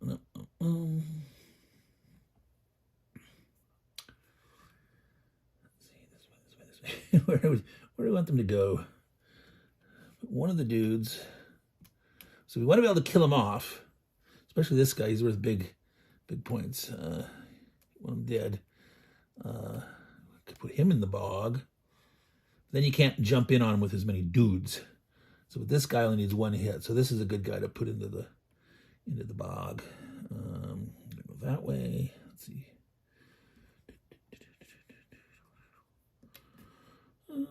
Yeah, put him. Well, let's see. Put him in the lead. Put him over here. There. Retreat him like that. These guys are all in here now. And since we have sword strikers, the sword strikers can elect to carry on an attack. Now, good old Vulcan. Now, wait a minute, was Vulcan? Should we shoot range at that? We shot a spell. I think we did shoot an archer at there. No, it's if you're attacking Vulcan himself with the missile combat, not other units in the play. So they were trying to soften up and kill off the ambushers. All right, so that's all good. So those sword strikers get their after combat strike because they're not dead. Now they could elect to go against the stunned minion horde here. They could attack. Now if they went there, only one guy can attack into there. There's a battle-worn ambusher. There's a battle-worn ambusher with a casualty on him in the bog. That's not bad odds, but I think they'd rather stick together. See, these guys are going to come down this way if they activate. They're going to run into these boom stickers in the forest. So they're actually not too bad of a shape against that stunned minion horde. So I think they try to press the advantage, try to hit Vulcan while they can. Might not be the wisest decision, but I'm going to try it. I'm going to attack Vulcan because they've got 2 die 10 versus his single die 10, even though he gets his roll. See if they can do that. We'll go ahead and put this one out here where there's less dice to manage. All right, so I have to roll separately because they're both who are in die 10. So the attacking dudes got a 15. Vulcan, rolls a 10. So it's only, exceeds. So it's 1 hit only.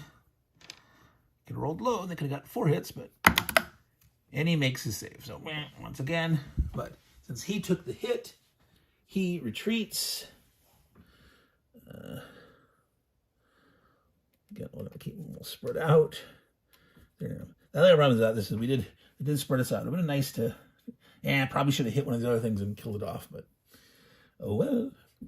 Alrighty, so movement. We have a little bit of movement here for guys that didn't do anything. Oh yeah, no, that was.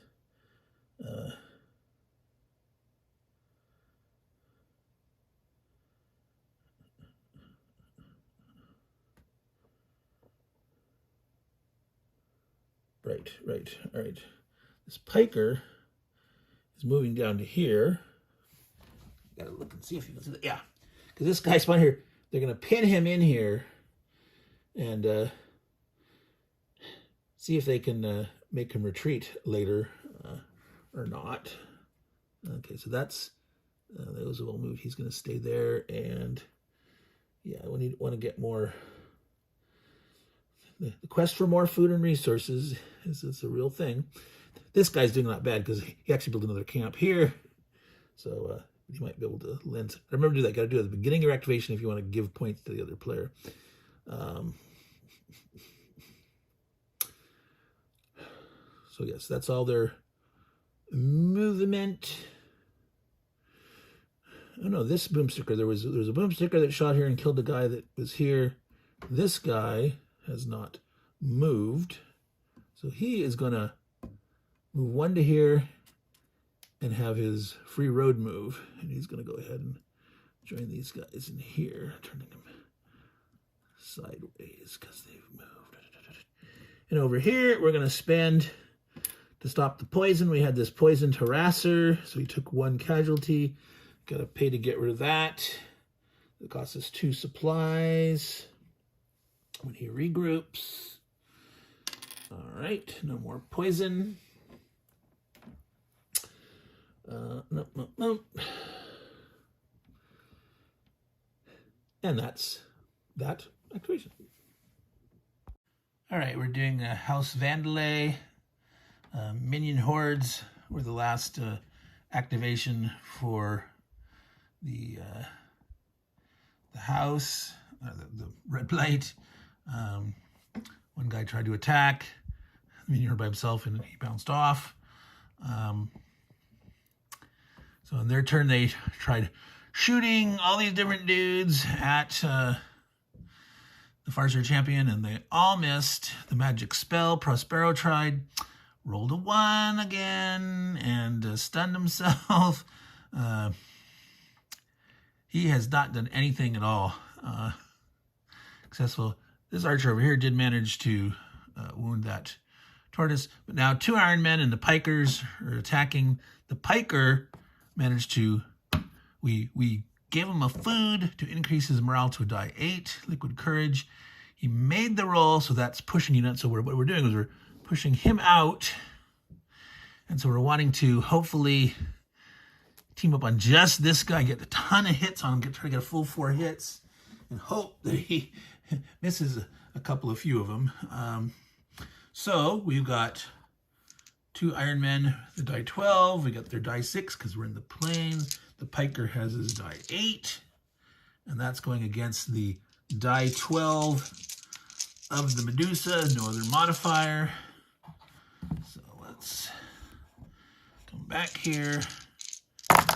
And we got, so 6, 7, 15, 26. 26 against 10. So double. So 2 hits, but he gets his saves and rolls a 7 and a 10. Oh, you can't see that, but it's a 7 and a 10. And he makes them both. Oh, my goodness. This is crazy. Boy, where do they want to retreat him? Be a nightmare to have him go there. That way, that way, that way, that way. Split him up. He could go that way. They hit into this deck. That's not too bad, actually, because that's in the hill. So, yeah, put him there. Tough nut to crack. Sometimes these guys are easy and fragile and they just collapse, and other times they live on and fight and fight and fight. All right, so we're about halfway through turn 8. House Vandalay had first 2 house activations. They had decided at that first one that they were going to pull back some, that it was just a little dangerous. They had used the harasser to scout this treasure that was underneath this already revealed Taurus, and it was just loot. They figured, okay, there's not a relic there that they need to gain. There's no requirement to like rescue all the hostages, get all the loot or anything. So the better part of Valor decided to retreat back and just try to shoot at units. They didn't, I think they got 1 hit, didn't get much major success, but they, in the course of 2 activations, this archer moved here, these guys backed up. The Prospero, again, for that first activation of the turn, he tried to cast a spell. They were potentially going to assault this area here, where there is a treasure, and there's 2 Blight units. The Tortoise had been pushed out before with the Piker, but he's going to try to do that good old glow dome again, which would degrade all those guys in there, and then if these guys attacking, they would be upgraded. But he stunned himself again. He failed, and so it's like, just really, that was a magic user, dude. So then they got the next activation, so they just sort of stayed there. They removed some casualties with some rally and paid to remove another one, and are just sort of, you know, if the Blight attacks, they'll shoot back.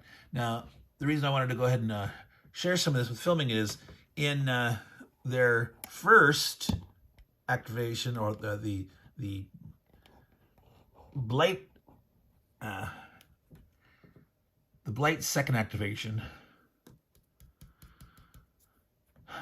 brought a hero in, and so they started moving up in the Vandalay's second activation. And the point I want to make was that you need to remember that a hero is moved by every single house player in all their activations while the hero's on the board, and the hero can disappear just the same way he shows up on rolling a 10 on the die 20 for an event. That's how he came into play.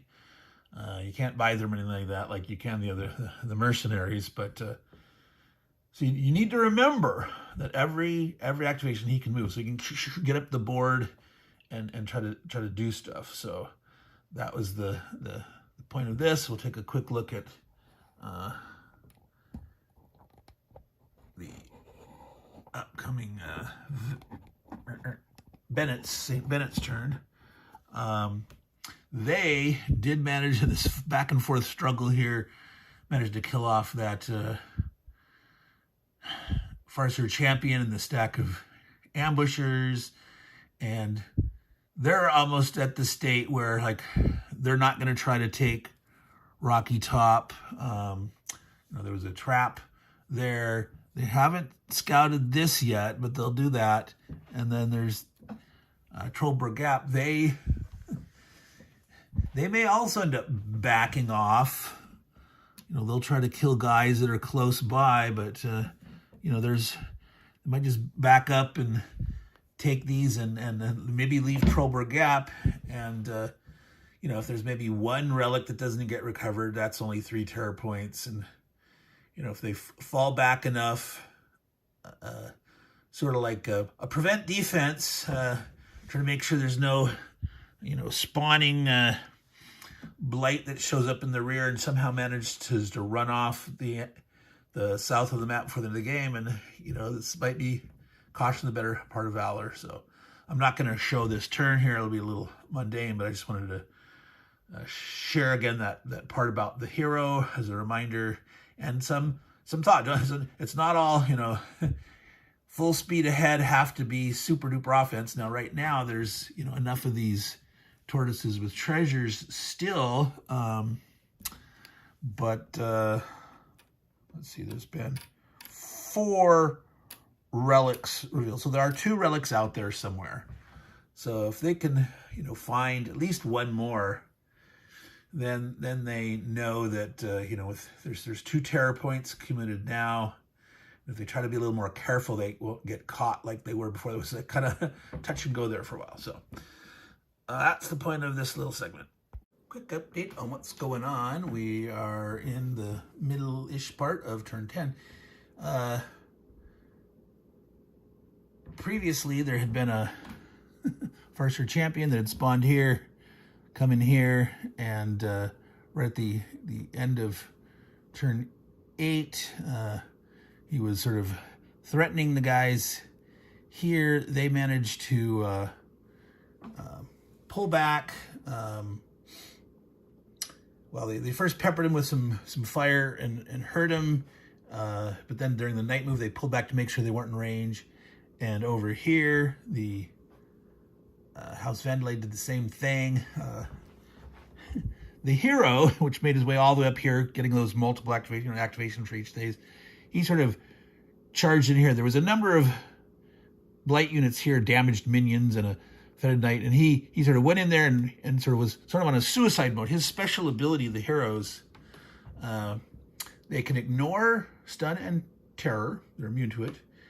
And if they can reroll 1 bravery check, so if they fail a bravery check, they can reroll it once. So he was all by himself going against a damaged fetid knight trying to kill it, and he succeeded.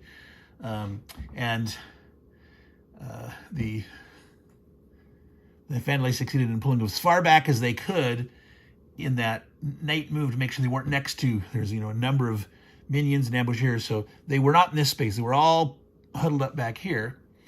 But then they got the very first activation of the first turn of turn 10, and they peppered with fire over here. Prospero finally succeeded in casting a spell, finally.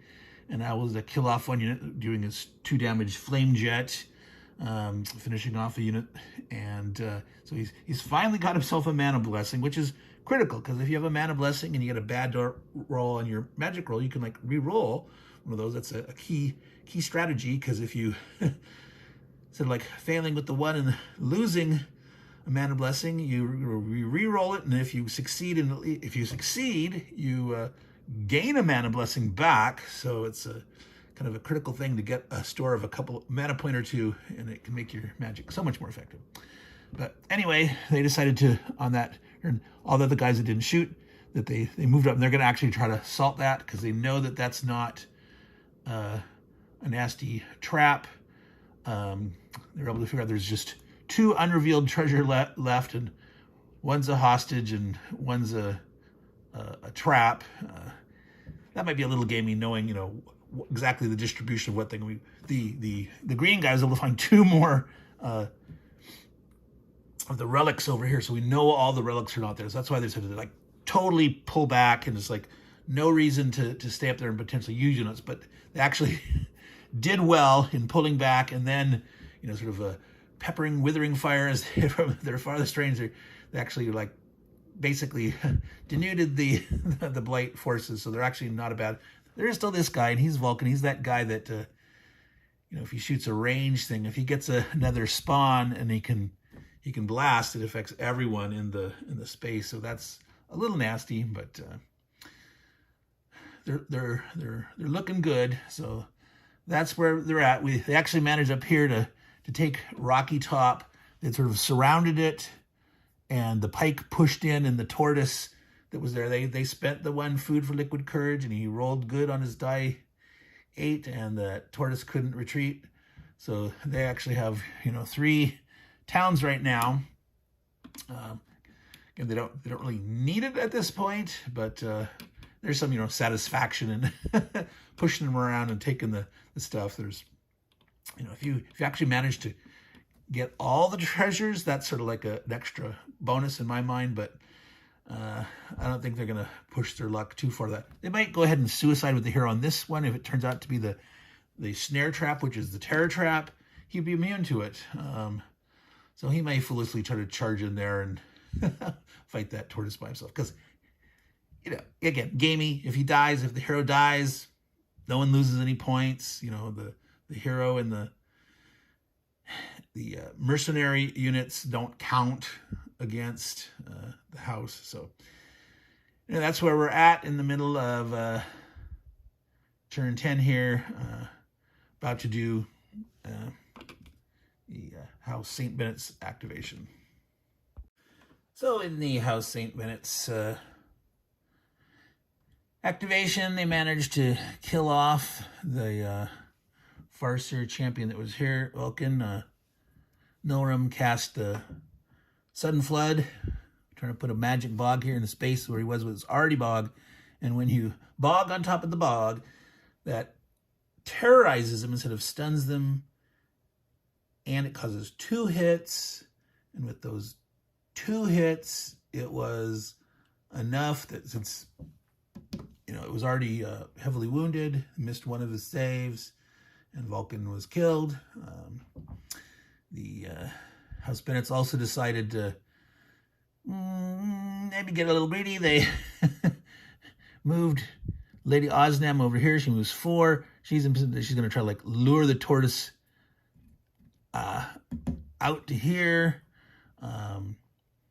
and have the Vagnar Corps go in. I haven't actually rolled that lure yet. That's there. Well, unfortunately, this could bring out an ambusher. No, because you reveal die 10, because you don't reveal unless you have to make a bravery check, or it's scouted, or you melee. So die 10, rolls a 4, fails it. So she successfully lures it to there, but he moved there. Couldn't make it in. Didn't have enough movement to get in. But they basically have a huge stack of missile guys here in this town, which collectively, even though they only have a die 6, that's 4 die 6 on melee defense plus the town bonus on the camp. So they would be really hard by themselves, and if any enemy gets near it, they could pepper it with tons of fire. They didn't manage to take out this guy, even though they don't need to. It's kind of like, we're in range. So did decide to move just in case a spawn happens down here, and there's you know, not really enough time for them to get off. Maybe they spawned here and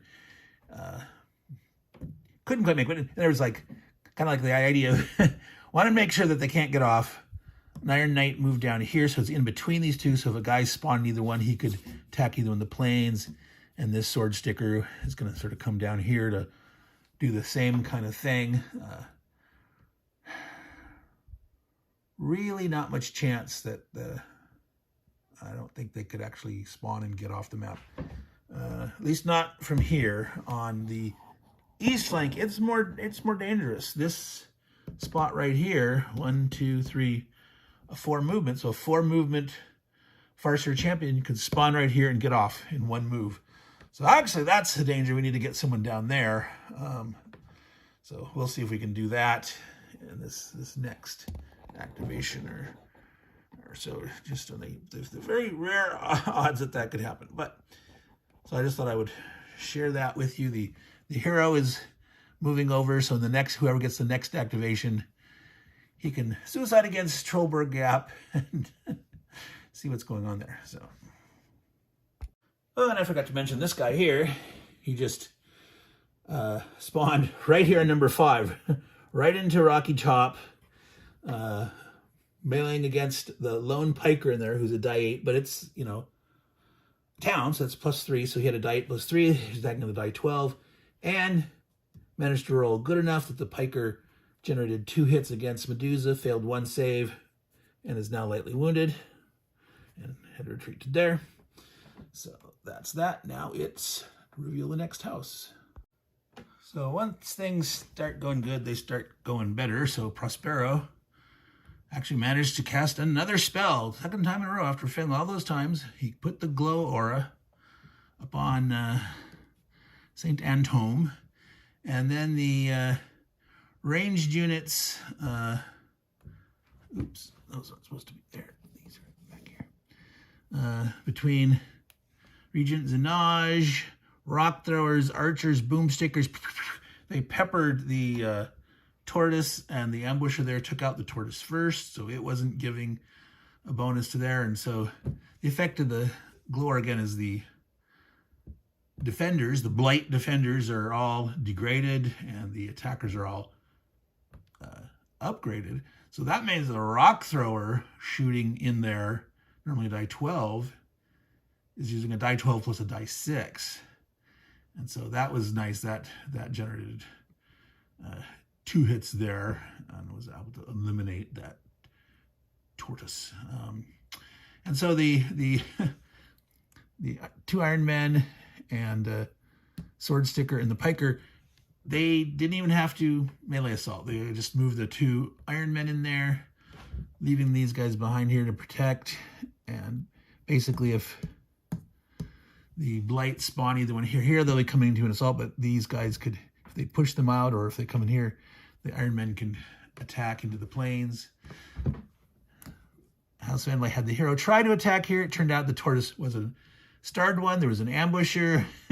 he had, he's a die 12, but he already had 1 casualty on him. They exceeded him by like 2, but not enough to be double. So he took 1 hit and retreated away. So he's been reduced. So much for his attempt to try to baz his way in there and try to get that. So at least Vandalay had a good turn, and Prospero is feeling much better about himself. So we finished turn 11. It's turn 12. It's the Night of Terror, but it's not really terrifying. At least not in this game at this time, because the house managed to handily defeat almost every single unit. The hero actually made his way over here. He got some help from Regent Zinaj, and an Iron Man came over, and the hero ended up all the way over here in Rocky Top.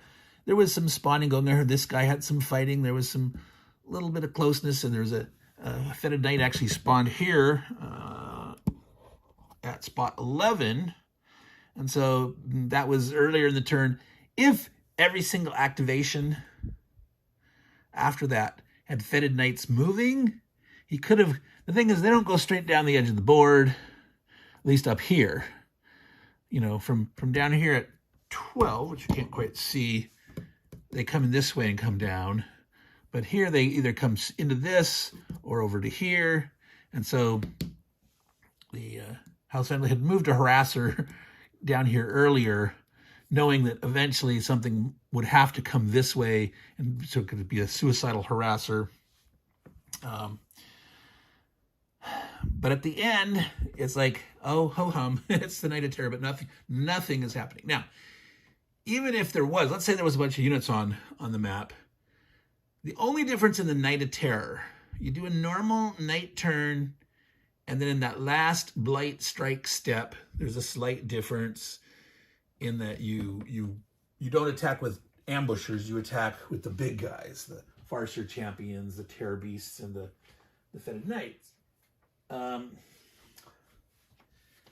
if there aren't any on there, it doesn't do much for your excitement level. And the fact that if it's a normal night turn, the house units in their normal, get to move one area per, fed house units. You can avoid the missile strikes, pretty darn easy. So it's not really necessarily that much of a night of terror. Now, as I like to do, and so far with the solitaire play, it's like we had the tense moments earlier when there were some heavy action as we crossed the river and things were really banging, but we got over that. So that was all cool. That was a great fun. But if you want more of a challenge, my proposed house rule for the Night of Terror is that the Night of Terror is more than just that strike step being different. There's fear in the air, the chill of evil spirits, the Red Blight is like everywhere, and the house just really wants to hide and cower in safety. So what I propose is that the house basically doesn't get to do nothing unless they make a bravery check. Like, don't let them collect any resources that last turn. So they better, if they're going to feed their dudes, they have to have enough stock in from the whole previous game turns. So don't collect your towns, don't collect your camps that very last turn. And normally, like, all units get to remove stun during this night turn. Well, let the Blight remove their stun. Oh, have to roll a bravery check. Roll a bravery check to move your stun and your terror instead of doing. Don't let them move unless they make a bravery check. That one step. No, make a bravery check. Then you can step away. Otherwise, you might be stuck next to the enemy. So that's what I would propose for the Night of Terror. If you want to ramp up the challenge, make it so that there's actually, if there are a fair number of units, that you might lose some at the end. Now, so, it turned out only 2 terror points were scored in this battle. So they did quite well. There was like I said, there's a chance there that things were getting a little hot and heavy, but I managed to, maneuver carefully and retreat at some point when it was, prudent to do so, and then counterattack later. But again, sometimes there's luck, sometimes strategy. What was going there was a I'm not saying it's going to always be easy, but if you want that more challenge, you can use my extra spawn rules and try the Night of Ultimate Terror, where basically the house doesn't get to do anything unless, no resources, and don't get to make their step unless they bravery, don't get to remove stun unless they make the bravery. That's going to be first, so they can still be stunned. And more likely that some units might be hungered because they didn't get to collect any resources at the beginning of the night turn and all that good stuff. So we're calling it here because there's nothing. We haven't actually executed the night turn, but the only units on the board are 3 tortoises. Tortoises never attack or strike in the nighttime. They never actually ever strike. There might be a random event where they do, but if they Blight Wave, they can move, and potentially it says if they're out of their den, they'll never strike out of their den, but if they're out of their den, they could strike. But there's no normal activation cards in this deck that include for striking tortoises. So maybe there's something in the thing. Now, if you want, again, the Ultimate Terror, the Night of Ultimate Terror, make it so that every single Blight unit, every single one that didn't missile strike, gets to melee. It gets to do a melee attempt. and or advance into melee. So that's the true ultimate Night of Terror. So that's my suggestion. So this was, I've done many different things. I'm going to splice this all together. It's going to be another long. I don't think it's going to be as long as my How to Play, which came out at 3 hours and 55 minutes. This is probably less than that, but I bet you this is over 2 hours when we spliced it all together. But it was a lot of fun. It was indeed a lot of fun. Yeah, if you want even more challenging fun, you can follow my suggestions there. Now, I would really like to actually try this in a live 5 actual players at the table to get the feel for that. I only did a few turns of that when I was testing it out before my how to play video. But it'd be nice to see, you know, so we were only down in the lower area. Nice to see how it plays with 5 players once you're getting up north, and you know how tense that can be. So I don't recommend you know, playing with my house rules for making things tougher at 5 players, unless you've already played it and you found, oh, this is easy, we can beat this game, no problem. Then go ahead and ramp all that up and see what it is. So this is Meandering Mike in the Man Cave of Madness, the Struggle of Zorn, the Red Blight. Again, it's from Blue Panther Games. Designers Hermann Luttmann, Fred Manzo, Ryan Heilman. You can get it with the paper map or the canvas map. I like the canvas map. Just do note, hopefully it's not too creased. And what I did for mine is I just rolled it one way, started rolled it back the other way, and basically you can't see any crease. The crease can sort of come out. I think if you have a little bit of crease on you might, I wouldn't necessarily try ironing it, but maybe actually steaming it a little bit on the back side and see how that works. But anything you do, you're on your own. Disclaimer, I'm not suggesting you do that, and don't hold me liable if you might get melted in my map. So, you know. So anyway, all you good folks out there, take care and ciao. And don't let the red light fight.